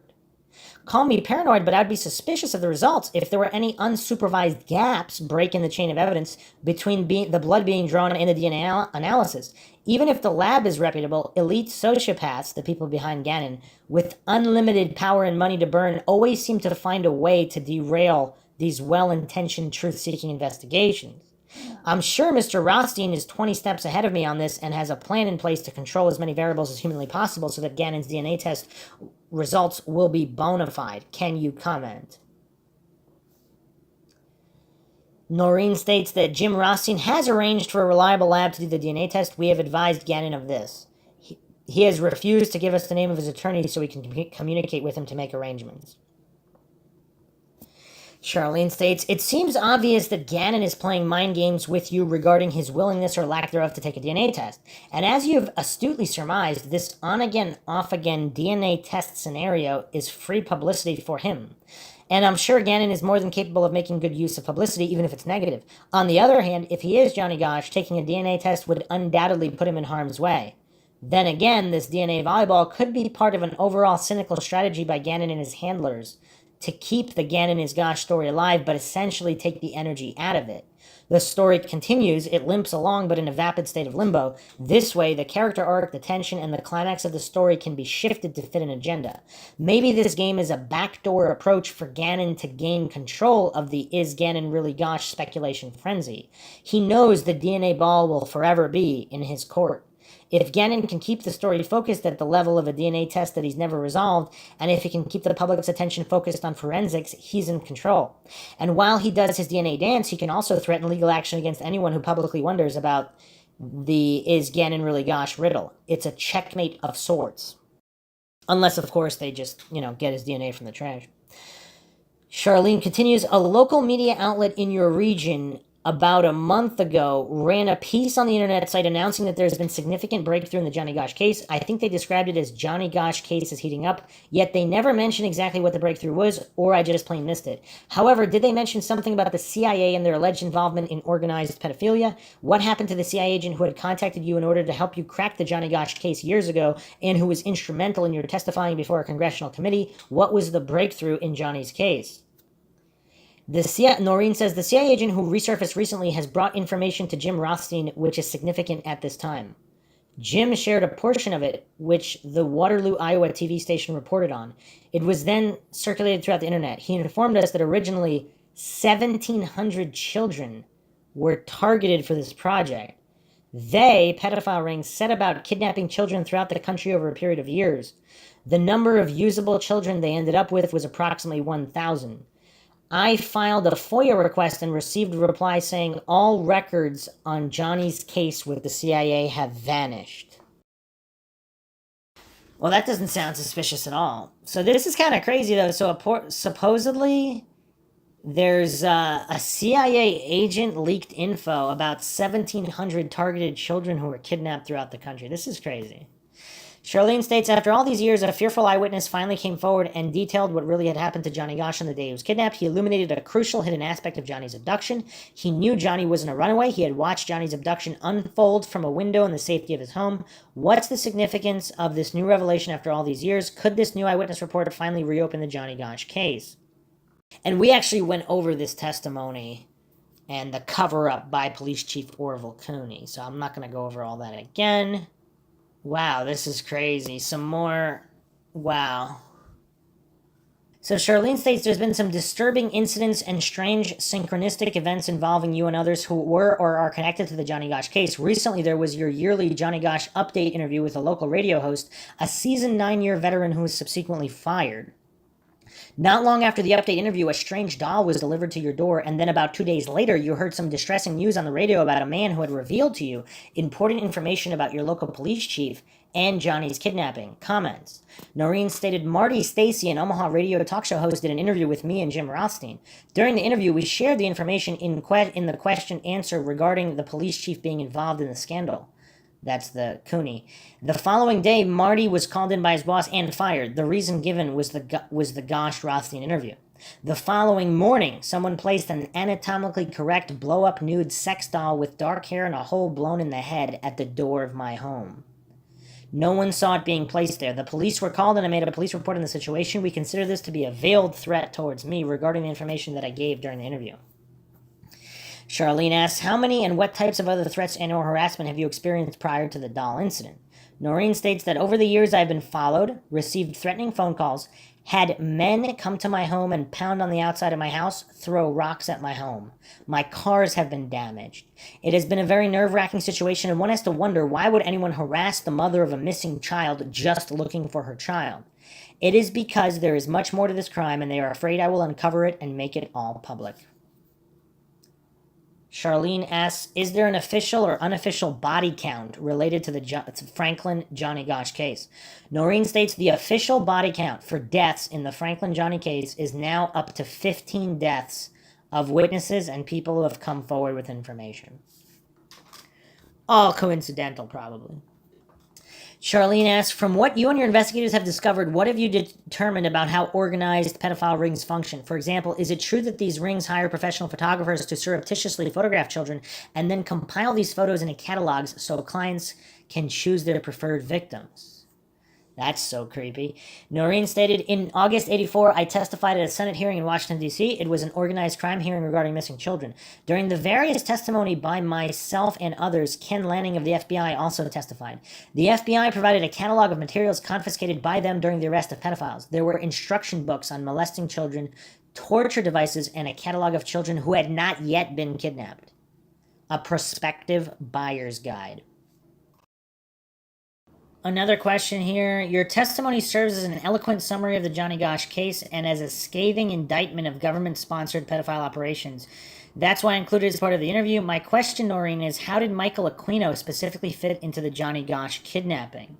Noreen states, it was reported to me and given in federal court February 1999 by Paul Bonacci that Michael Aquino, called the Colonel, was in fact the man who came to Iowa, paid the kidnappers for taking Johnny, then took Johnny with him. This took place 14 days after the kidnapping. Bonacci stated this under oath in federal court. Judge Urbaum ruled Bonacci was telling the truth. Charlene asks, in your opinion, why did Judge Urbaum find Paul Bonacci and the overall evidence John DeCamp presented in the court so compelling? Noreen stated, it was very surprising to us that Judge Urbaum would allow this process to take place, since he was the same judge that stated he thought Bonacci was nuts, not credible, and not telling the truth. He did an about-face. Charlene asks, any clues, guesses as to why Judge Urbaum changed his mind so abruptly? You certainly found Bonacci credible. Why? Noreen states, I have no idea why Judge Urbaum changed his mind. It still baffles all of us, including DeCamp. Paul Bonacci's information we have been able to research, verify, and prove the things he told us. This was done by a PI that DeCamp hired years ago in 1989 through 2000. Charlene asks, could you connect the dots between brain wave frequencies, codes, multiple personality disorder, and MKUltra as it relates to organized pedophilia?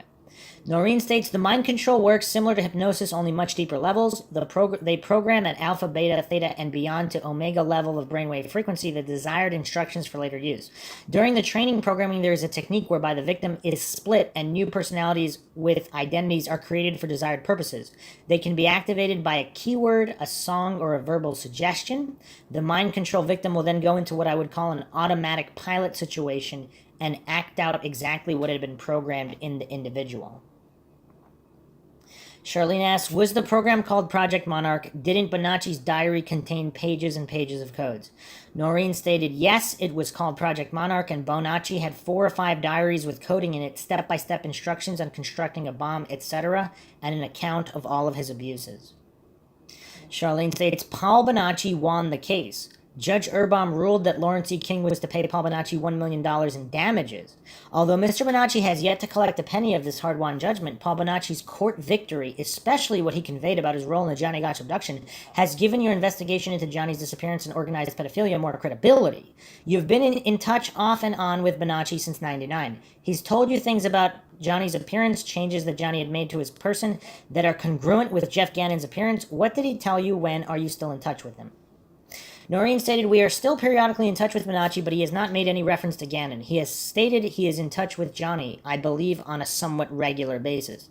From time to time, he would give me messages from Johnny. This was prior to Gannon appearing on the scene. Since Gannongate, there has been no more info on Johnny from Bonacci. That's curious as well. Although supposedly DeCamp said Bonacci told him that Gannon was Gosch. Okay. So, here is yet another strange coincidence.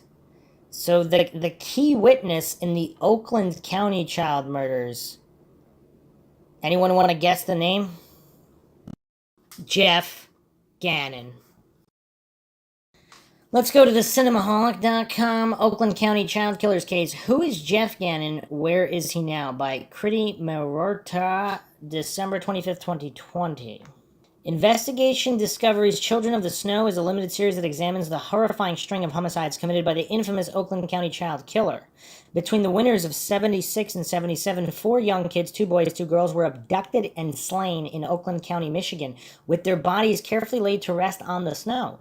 Both the young males were sexually assaulted, whereas the females were left physically untouched, and of course, as Jeff Gannon's name is one of the most notable ones in the investigations for this case, he's been looked into as well. So this is between 76 and 77. Who is Jeff Gannon? According to a few reports, it seems like the anonymous tipster who became a common figure in the Oakland County child killer case does in fact have a name, Jeff Gannon. Whether or not even this is an alias, though, is yet to be confirmed. In 2010, he, under the name of Bob, gave an interview to the Oakland County Child Killer Task Force, wherein he claimed to know who the killer was, revealing that he had a relationship with him in 1977 as an acquaintance. As per Bob's account, there are many more victims of the child killer, and he committed all of these heinous crimes as some sort of satanic sacrifice. Bob further went on to ask the investigators if he could get information about their persons of interest and see the letter that had been mailed to them by the suspected child killer so that he could be sure that he had the right man before he gave them a name. Bob's requests were denied, but he continued to meddle in the matter. Then he claimed to be an investigator who, with his team, spent over 10,000 hours over several years to examine the case. However, when asked to release his findings, he admitted that he was reluctant to do so as he doubted the competence of the Oakland officers. In 2012, Bob, with the help of Paul Hughes, an attorney representing a victim's mother, held several phone conferences intending to hand over the evidence he had accumulated. And in the end, he did so, but only to a select group of Detroit journalists. To preserve his anonymity, Bob insisted that none of the conversations be recorded. He declared that he had information linking at least a few more children to the unidentified serial killer and theorized that the perpetrator was killing so as to conduct Wiccan human sacrifices related to pagan celebrations and holidays or important dates in the lunar calendar. Where is Jeff Gannon / Bob now? After Bob claimed that there were a total of approximately 11 to 16 victims of the Oakland County child killer, significantly more than the 4 that had been officially confirmed, he explained his reasoning behind it. He alleged that his team had found the other cases to be similar to the previous ones, that it was highly improbable for it to be a pure coincidence. And to be honest, his claims were seriously taken into consideration by the media, as he also said that he had worked within law enforcement in his lifetime, although he refused to reveal which division. As for who he is, or what he does, well, we're not too sure, especially as we have no idea what he looks like, or if Jeff Gannon is even his real name. After all, Paul Hughes himself admitted that he didn't know Bob's real identity. In fact, in all of the interviews he gave over the years, he also refused to reveal where Bob lived. All we know is in the end that all of Bob's claims were dismissed by the authorities because of lack of evidence, and that the families of the victims began feeling like Bob was trying to make a profit out of their ordeal. But did he actually, though? So here's a post to what we started with in the podcast, the whatever happened to the Jeff Gannon conspiracy on the Reddit conspiracy sub. Commercial Work 3544 stated this a year ago. I just found something interesting while reading into the Oakland County child killer. I don't know if you're familiar, but it links to the pedo rings from the 70s and 80s in Ohio and Michigan and the Fox Island story. There is also a podcast called The Clown and the Candyman that puts it all together, but this is the first I've read about this Jeff Gannon, and in this story, and it was back in 2005, and he came from out of nowhere and tried to insert himself into this case. And if you were to believe the theory that Jeff Gannon may be Johnny Gosch, then I think this is the same Jeff Gannon. In 2005, an unidentified man who would later emerge to become a common figure in the case and has been referred to by the alias of Jeff was reminded of a relationship he had in 1977 with an acquaintance. In an interview given to Oakland County investigators in 2010, Jeff informed them of atypical observations and actions while driving and conversing with the acquaintance, such as taking him to buildings where satanic rituals were allegedly performed. The acquaintance navigated through the lesser-known routes associated with the case with ease. The acquaintance also spoke of details written in Allen's letter. Jeff requested information about the Allen letter to help confirm his suspicions, but was denied. In 2010, Jeff gave a recorded interview to Oakland County investigators and prosecutor Jessica Cooper to present evidence pertaining to the investigation. Jeff claimed to have tried to approach Cooper with his findings and to convince her to place the case under the jurisdiction of the Department of Justice. The department was already involved through the FBI and through resources such as VICAP database. Cooper dismissed his suggestions, and as there was no new evidence presented, his request to inspect the Allen letter was denied. Cooper described the interview as a rambling statement outlining a theory that the Oakland County child killer abductions and murders were related to pagan holidays, the lunar calendar, and Wiccan rituals. Jeff proceeded to correspond with Deborah Jarvis, the mother of victim Christine Mihalik. Wow, that sounds similar to Mihalovic, the Amy Mihalovic case, Christine Mihalich, and investigative journalists such as Bill Proctor and Heather Catallo in 2010. He claimed that he was among a team of a dozen investigators involved with the case and could identify the perpetrator of the crimes, but refused to indicate which law enforcement division he worked for. Jeff claimed to have invested 10,000 hours into the investigation over several years, but was reluctant to release his results as he doubted the competence of Wayne and Oakland County investigators. In a press release email, Jeff indicated possible meddling by Cooper and other reasons as to why he had not made his investigation public. According to Paul Hughes, an attorney representing Jarvis, Jeff's investigation discovered the murderer. However, according to Hughes, Jeff refused to identify the culprit unless the authorities divulged crucial information, which Jeff requested during the initial interviews in 2010. Jeff wanted to positively confirm the identity of a suspect using the police evidence before proceeding further. In 2012, Jeff presented his findings to a select group of Detroit journalists on Hughes' cell phone. To preserve his anonymity, he insisted that his phone interview with Hughes not be recorded. He theorized that the killers were conducting Wiccan human sacrifice rituals coinciding with pagan celebrations or the lunar calendar. According to Jeff, there was a total of approximately 11 to 16 victims, significantly more than the 4 officially confirmed victims. He claimed his team found a number of similarities among the cases that were highly unlikely to be purely coincidental. Who is Jeff Gannon? According to a few reports, it seems like the anonymous tipster who became a common figure in the Oakland County child killer case does in fact have a name, Jeff Gannon. Whether or not this is even an alias, though, is yet to be confirmed.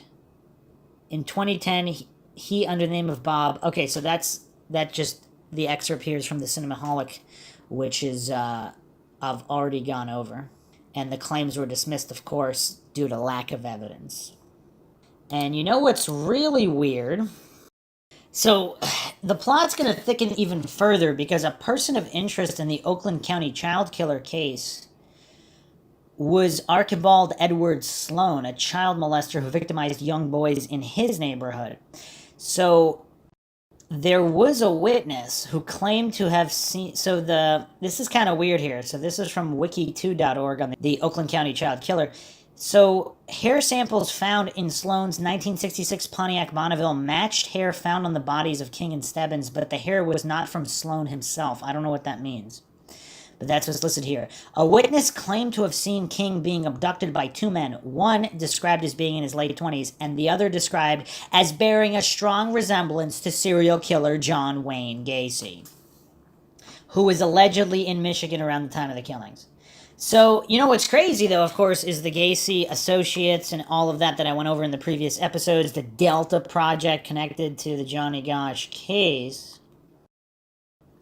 Okay, so actually, regarding Sloan, in 2019, Investigation Discovery did a documentary. They stated, so in 2012, New DNA Tech found that Sloan's car contained hair with the same mitochondrial profile as evidence found in the victims, but the hair itself is not Sloan's. So somebody's hair, not Sloan's, that was found on the victims was found in his car. So that's the connection there to Sloan. But regarding Gacy, it doesn't end there with the coincidences. The final mind shock that we're going to finish here is that now Gannon and the subject of changing names was also involved in the John Wayne Gacy trial. Donita Gannon, who happens to be 33 years of age. See, this is why people think this case is a psyop. I mean, you have Freemasonry all over the place. But Donita Gannon testified here that this is Rockford, Illinois Register Star, February 9th, 1980. Emotion ran high Friday during the third day of accused mass murderer John Wayne Gacy's trial with the testimony of a transsexual and a woman brought to court in a wheelchair.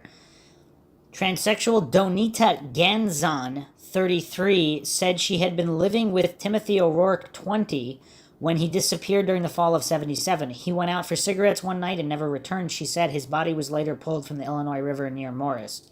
Gannon sobbed as she identified a photo of O'Rourke and another of his tattooed arm. Gannon's admission that she was a transsexual enabled the defense to imply O'Rourke was homosexual. So, another excerpt here. Gacy witness electrifies courtroom. The first week of John Wayne Gacy's murder trial has been spiced with grisly details, emotional testimony, and Friday, a witness who shocked most of those in the courtroom. Is it Miss Gannon? Asked defense attorney Sam Amarant of witness Donita Gannon, 33. Yes, Miss Gannon, the witness said. What did your name used to be before you changed it to Donita? Dawn. How long have you been a female? Almost everyone in the courtroom gasped. Just moments before, people who had whispered how beautiful the dark-haired Filipino witness was, her long hair brushed against her shoulders, dressed in a white blouse and stylish plaid skirt, the petite witness was a striking picture. I'm in the process of being a woman, Gannon said, anger building in her voice. When you met Tim, you weren't a woman. That's right. Have you had a sex change operation? No, I haven't. Then you're still a man.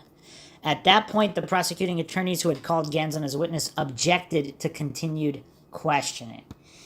Okay, kind of weird, but from the book John Wayne Gacy, Defending a Monster by Sam L. Amarante and Danny Broderick. What about Donita Gannon? Remember Donita Gannon? That's the little Asian registered nurse. Now, you think the state came out and told you that Miss Gannon was really Mr. Gannon? Oh, no. No, they left that up to the defense. Let the defense lawyer be the bad guys. We'll put this little girl up there, say she's a registered nurse, talk about how much she misses Timothy O'Rourke, but don't say anything else. So then we have to get up and expose this poor person to the whole world. Why do we have to do that? Why did we have to look at the bad guys? Because we are concerned with the facts, the evidence. Talking about Miss Gannon, now here's a person who actually is having a sex change operation. She shouldn't have any fear, any worry, or anxiety about people thinking anything about her. Maybe she was intended to be that way. She was intended to be a female, so she's having a sex change operation. If that's what she wants to do, fine, but she should not have been afraid of it. She should not have to not want to say it on the stand. Okay, so Gannon changed his name to Gannon. That's an interesting thing to change one's names to, especially with Gacy's connection to the Johnny Gosch case, or at least the Delta Project, which may or may not have overlapped, and other possible individuals involved in the ring who may or may not have been involved with Gacy. Now, obviously, the coincidence stack is so stratospheric here that I'm going to have to just leave it at that for now. But this is one dark case with so many coincidences. I mean, yeah, it's just the MindShock listeners can jump in here and let us know what they think about all these coincidences and everything else.